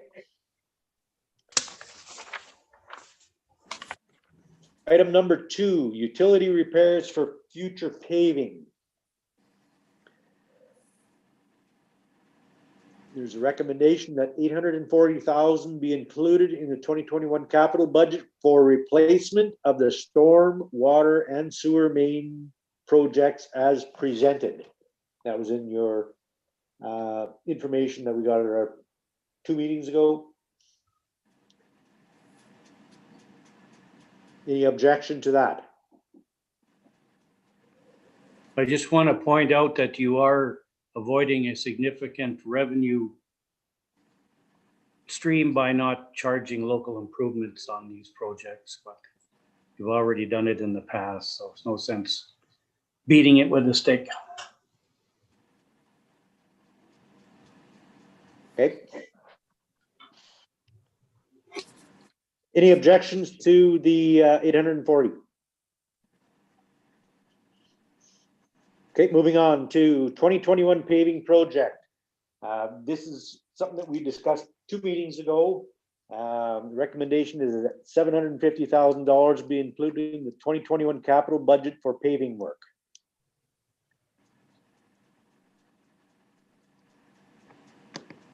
Any objections?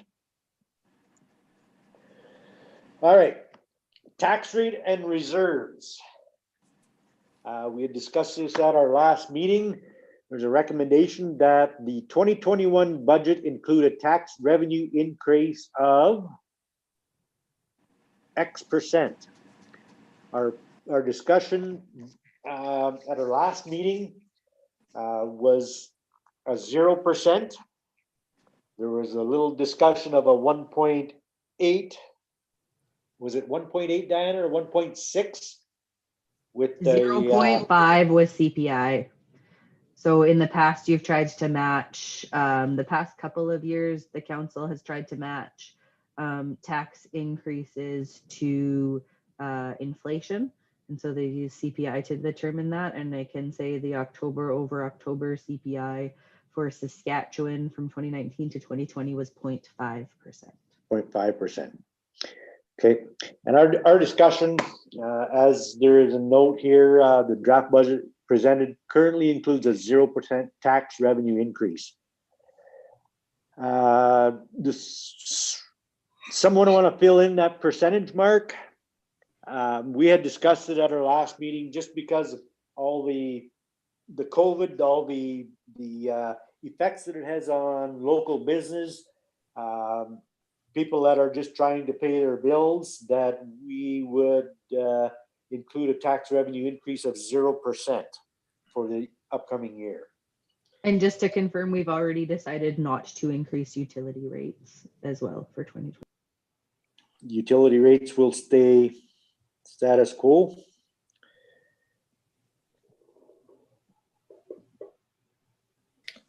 Is there any discussion on this, on the tax rate? I'm gonna go down the sorry, go ahead, Conrad. Yeah, no, I'll start it off. I'll keep it at 0. Like 0.5% is what going to generate $20,000. 23,500, I think. Yep. Correct. Yeah.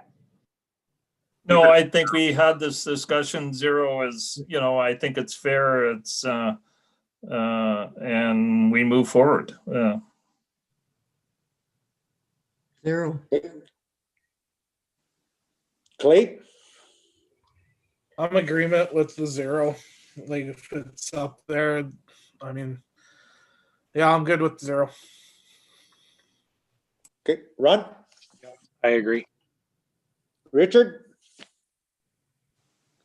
Yeah, I agree with it. It's also important to note that with the reassessment, you're going to have tax shifting a little bit on some of the properties anyway. So at least you can show them that it has nothing to do with a tax increase. It's because we had to adjust the mill rates to accommodate the changes in the assessment values. Yeah, good point. And Maury? 0. Agree. 0. Okay, that makes 7. That's 0. RCMP contract reserve. Recommendation that of $118,000 be transferred in 2021 to the reserve for future RCMP salary increases. And this is because of outdated contract that the increase is a forecasted increase that is probably going to be coming down the line. So if we can set some money aside for that, definitely helps. Yeah, definitely. I mean, it's a question of when they finally settle their process of collective bargaining. They thought 2020 was going to be the year, and then I think the pandemic put them behind. But at the time that they come to an agreement on collective bargaining, there will be 5 to 6 years of no pay increases for our CMP officers. So not only will that have a significant retro pay effect to municipalities who contract them to provide their police service, it will also affect the contract moving forward. So what we have tried to do for, I think 2021 would be the 3rd year possibly. We have tried to put some money into reserve to soften the blow of that retro pay when it comes down the line. Okay. Do we get any kind of reports from the RCMP stating how much revenue they generate for the cities on a yearly basis? The only part we have for that is actually the provincial fines line in our revenue. I think it falls under the bylaw department. And that encompasses the revenue that we get from all the RCMP traffic tickets, as well as all the ones that Joe gives out. We have confirmed there's no way to break down what the RCMP does versus what we do, but that would be where Joe does keep track of the revenue that he creates. But the rest of it is we get a percentage of any traffic ticket given out within the city of Meadow Lake by the RCMP or by our CSO, but that's where it would be located in our budget. Okay, thank you. So any objection to the RCMP contract reserve?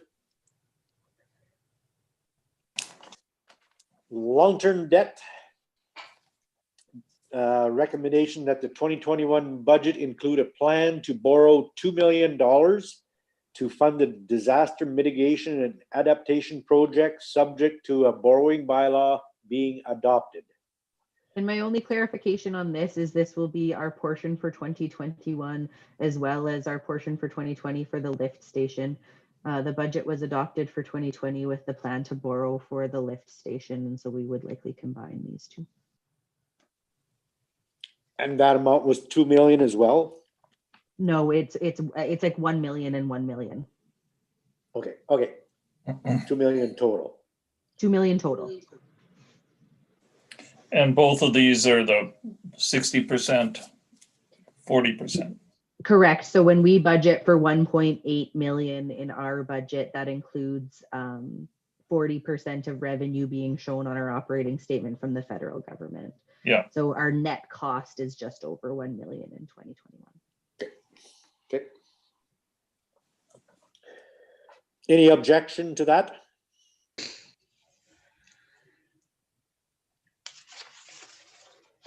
Okay.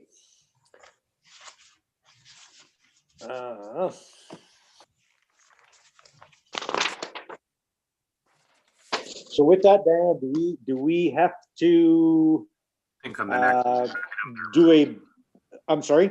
the next item, I think, would be adoption of Yeah, so item number 2 under old business will have a report that with a recommendation that the 2021 operating and capital budget be approved as amended at this meeting. So My question was, do we have to adopt a bylaw for the borrowing before we do this, or do we adopt the budget? Sorry, it's just stating your intent to borrow that money, and we will bring a bylaw for, your bylaw has to state the total amount, the payments you're going to make in the length of time that your loan is going to be. So there's we don't need a borrowing bylaw at this point. You're just saying your intent is to borrow that Okay. amount. Okay, no, I just want to confirm that. Sorry, thank you. All right, next. We have a recommendation for approving the budgets. I'll make a motion that the 2021 operating and capital budgets be approved as amended at this meeting. Okay, do we have a seconder? I'll second. Second by Clay. Any further discussion on this? Any questions or comments? We're not trying to rush it through, so if you have something in the back of your mind, please, this is where we do it.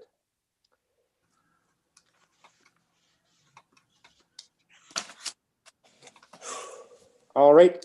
Can I comment? Absolutely. We did, Jessica has quickly been calculating it up, and there will, a budget will be adopted with a surplus of 54,840 on top of all the decisions that were made. 54,840. Okay. Okay, thanks, Diana. Any other questions? All in favor of the recommendation as presented? I'd like to see a hand, please. Yep. Anyone opposed? And the budget is passed. Just before we move on, I want to commend the administration, Diana, Jessica, and Asma, as well as all of council. This is probably our biggest job that council does for the ratepayers of our city.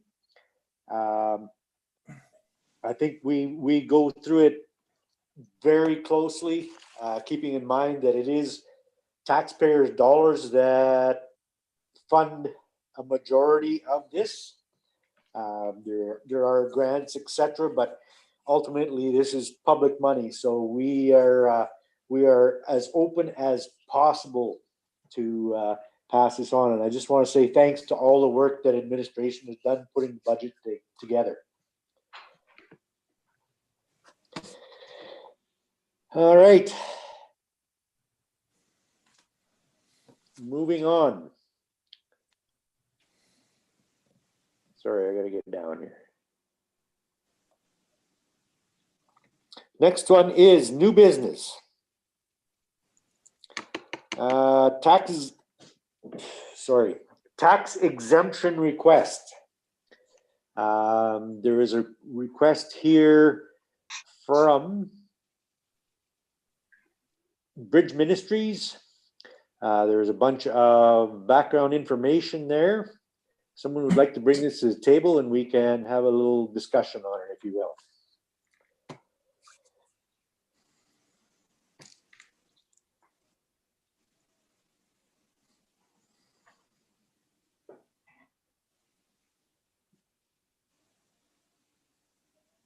Can I make a comment, please, before a motion is on the table? Yep. So what this comes down to is that the Bridge Ministries in their new building is not statutorily exempt from taxes. If they owned the land in the building, they would be, but they don't own it. And so council has the ability to provide a permissive exemption to them if you believe that they are the same as any other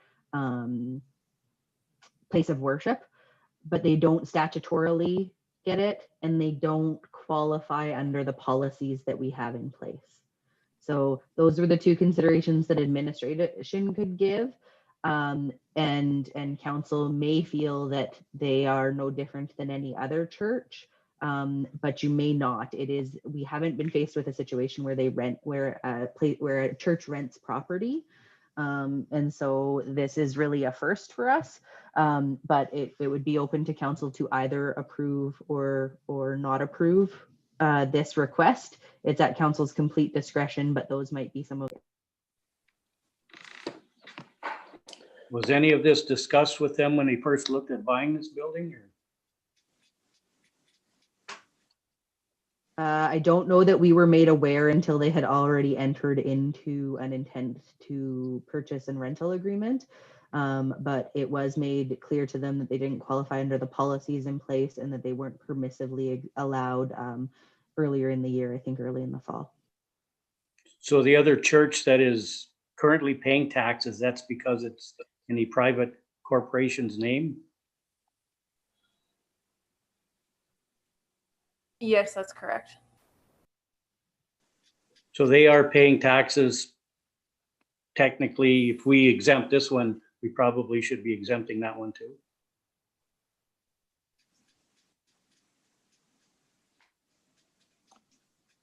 Technically, if they would apply for it and we decide to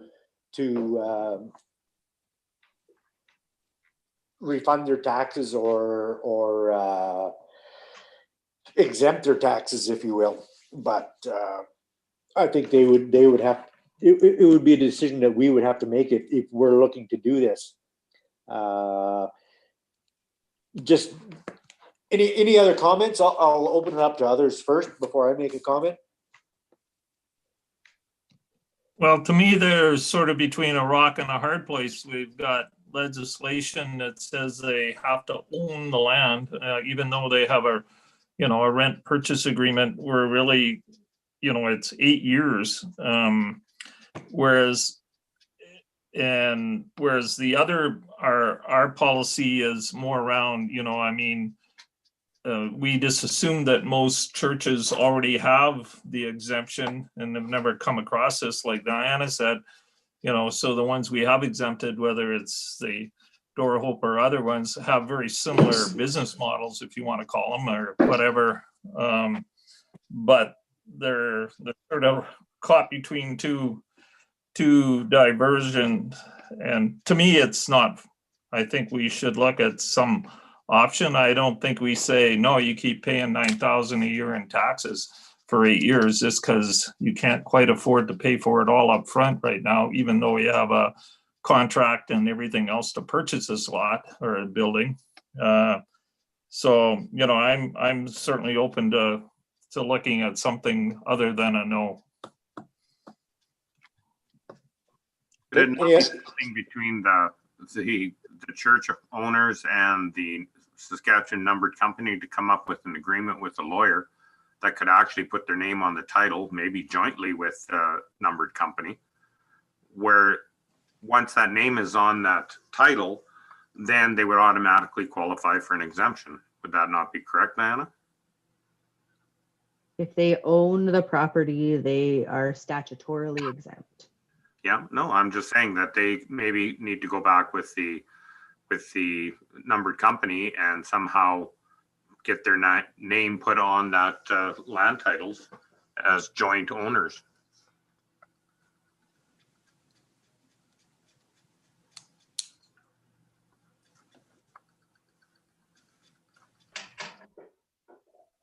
Have they had control of the building for the whole year or just part of the year? I think when I read it, it's January 1st. Yeah, the whole year. Yeah, my understanding is I don't know that they necessarily opened their church on January 1st, but I think they did some renos at the building and took Yeah. possession of renting it January 1st. I think the you look at the contract, I think they had access January 1st. Okay.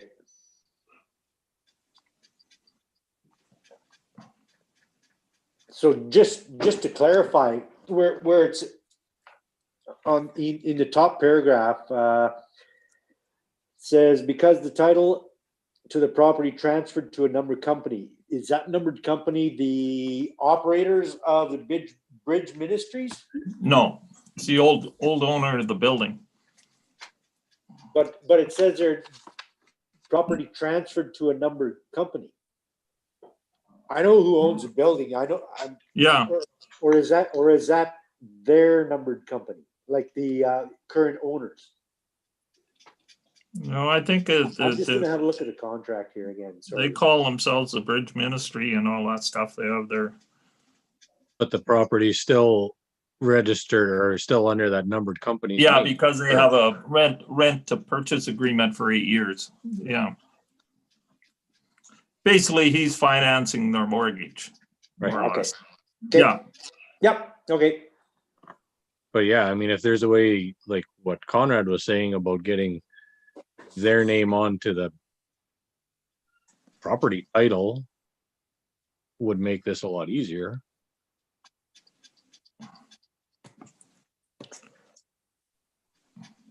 well, and the hard part, the other part of the rock and the hard place is our policy now assumes that every church has that exemption. So it does, our policy doesn't speak to this, like Diana said.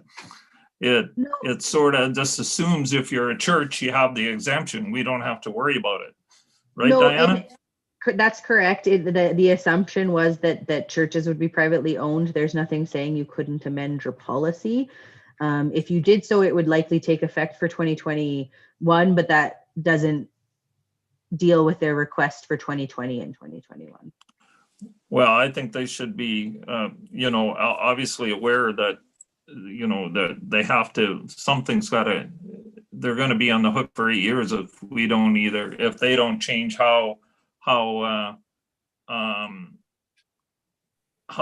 the sale agreement is worded, and like in Conrad saying, to meet the legislation, or we have to look at our policy. But you're right. I think in 2021, we had maybe have an opportunity to look at the policy. I don't know. I guess that's up to council and say, like, they meet the criteria of the other exemptions.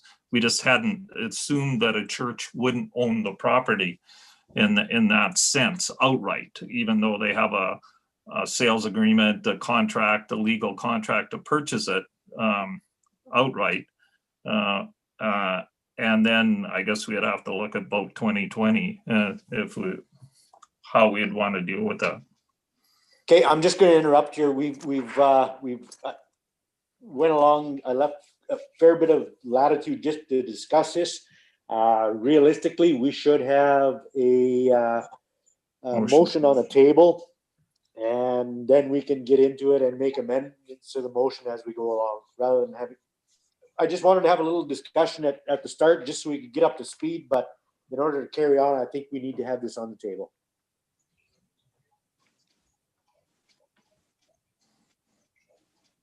And I would point council to, there's a recommendation and then there's two alternative recommendations, one of which would be to approve the request and the other one that would be to amend your policy.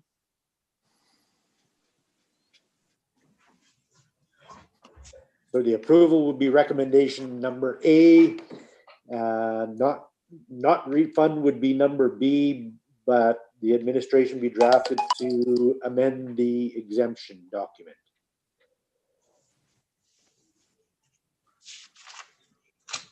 Is there any portion of the building that is not being used for church purposes? Jessica, can you answer that? Not as far as we are aware, but that might be a question to ask.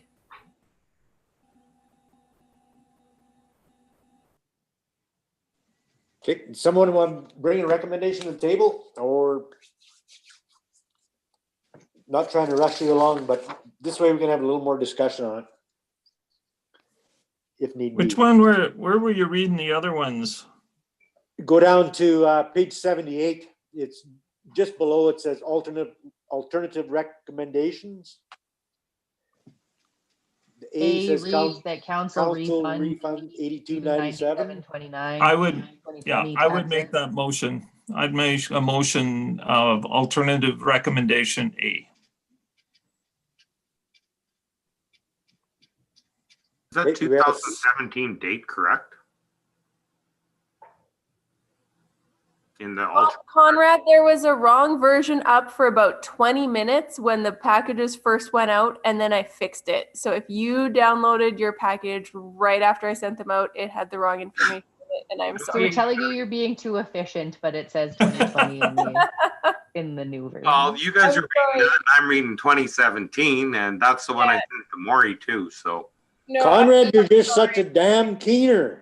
That Yeah. was from the last time council considered a request like this in 20. well, no, even when I read it last Friday, I thought something doesn't make sense here, but I had made up my mind by then I anyway. hoped nobody had looked at it yet by the time I switched it out. Okay. If you look on the screen share, the right version is up. Oh yeah, I've got my own here. So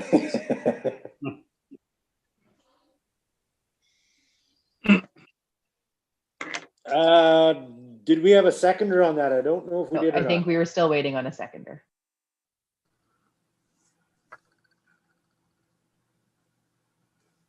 Okay, so what happens if nobody seconds it, Diana? Then you need Can somebody someone- to propose a new resolution. Can someone else make a new motion or resolution? Okay, Yeah, either somebody can second the motion that Tom made, or they can make a new motion. okay. Anyone else want to bring it up? Don't suppose the mayor can, hey? declaring Tom's resolution defeated then?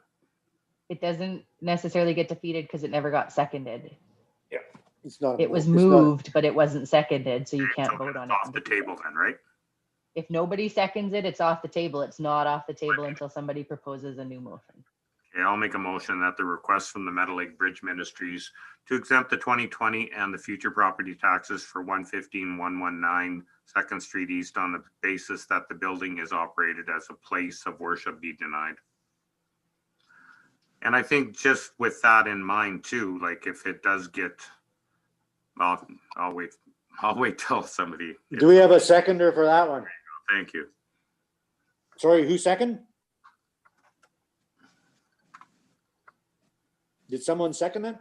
You didn't hear a seconder. I think Conrad was still speaking. Okay. All right. No seconder. Okay, anybody else want to bring something up? I thought we talked enough about the budget, but you guys are carrying this on here, folks. You guys are challenging my Robert's Rules of Orders and Procedure bylaw.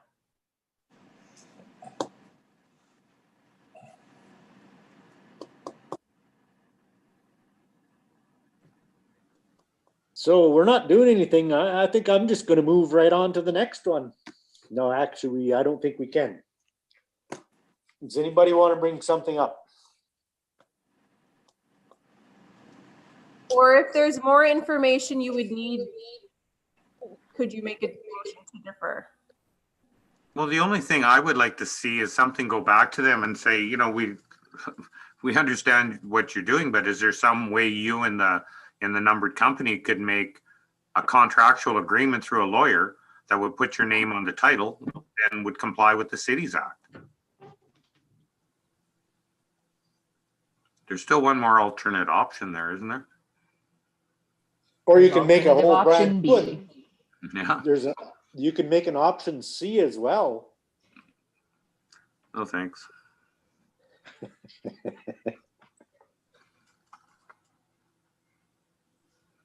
I'll second Conrad's motion to deny it. Okay, we have a seconder. Any further discussion?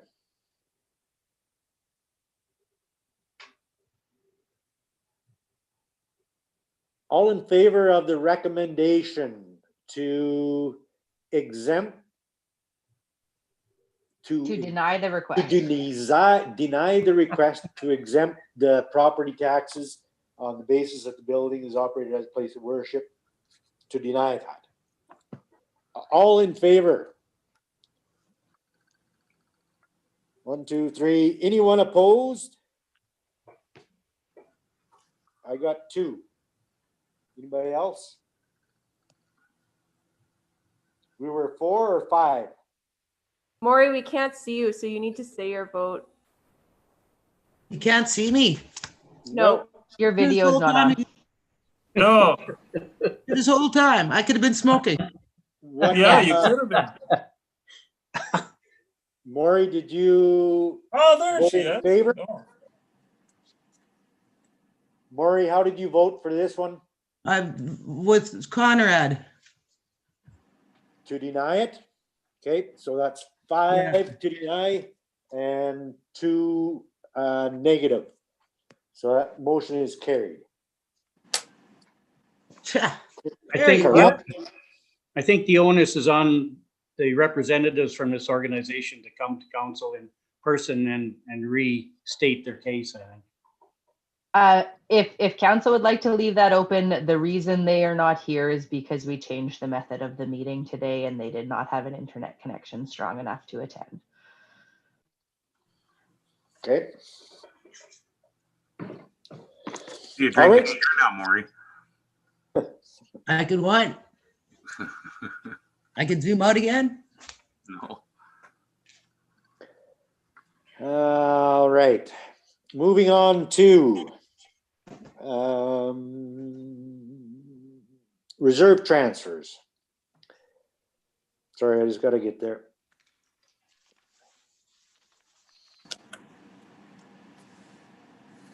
I keep on trying to click on Jessica's screen share like it's going to open a link for me.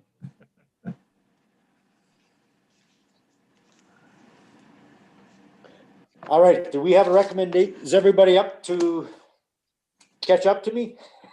We have a recommendation here for our transfer of funds to and from reserves, as we have discussed. Someone would like to bring this forward. The information is stated below. I'll move that the 2020 bank transfers to and from reserves be approved as presented. Okay, I thank you, second. Rich. Motion by Richard, second by Maury. Any further discussion? All in favor of? Is there anyone opposed? Can you see my hand? No, I Yeah, can't. We We see you. All right. Thank you. Next, we have 2021 meetings schedule. Someone would like to bring us to the table just so we can have it on the books to start off 2021.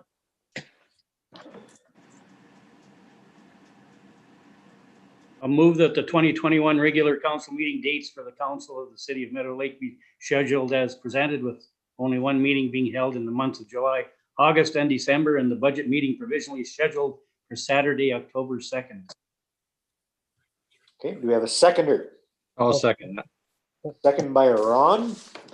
So before, just for Clay and Maury, because we only have one meeting in July and one meeting in August, there's typically not a whole lot of business that council has to deal with. Day-to-day operations are run by the city anyhow. But if there is something that does come up that we require to have a meeting, not just in July and August, an additional meeting with advance notice, we can call another meeting as needed. We don't just have a meeting to have a meeting. I am totally not in favor of that. But if there's something that's critical that comes up, there will be and can be additional meetings called with proper advance notice. So we have a mover and a seconder. All in favor of the recommendation as presented? Is there anyone opposed? And that is carried. And while you're in your phone, if you could tag October the 2nd, 2021 as a pre-budget meeting, please keep that open. It's a great afternoon or a great day, as long as the heat is turned on and all the council and managers are in attendance. The Unfortunately- mezzanine was absolutely tropical compared to City Hall today. Don't doubt it. Yeah. All right. Hard to social distance when you're cuddling. All right. That's enough of that, Maury. Okay, we do have a couple of things to discuss in camera. So we're looking for a motion to close our regular meeting. And who's going to take this over? Ron's good at it. Ron's I'll good make at a it. motion. Yeah. I'll make a motion to move to close meeting to that city council. Move to close meeting to consider the following items: a matter related to management of personnel and matter related to information from other government. Okay, we have seconder. I'll second that. Second by Clay. All in favor? Anyone opposed? And that's carried. Thank you, everyone, for all the work again that you've done on the budget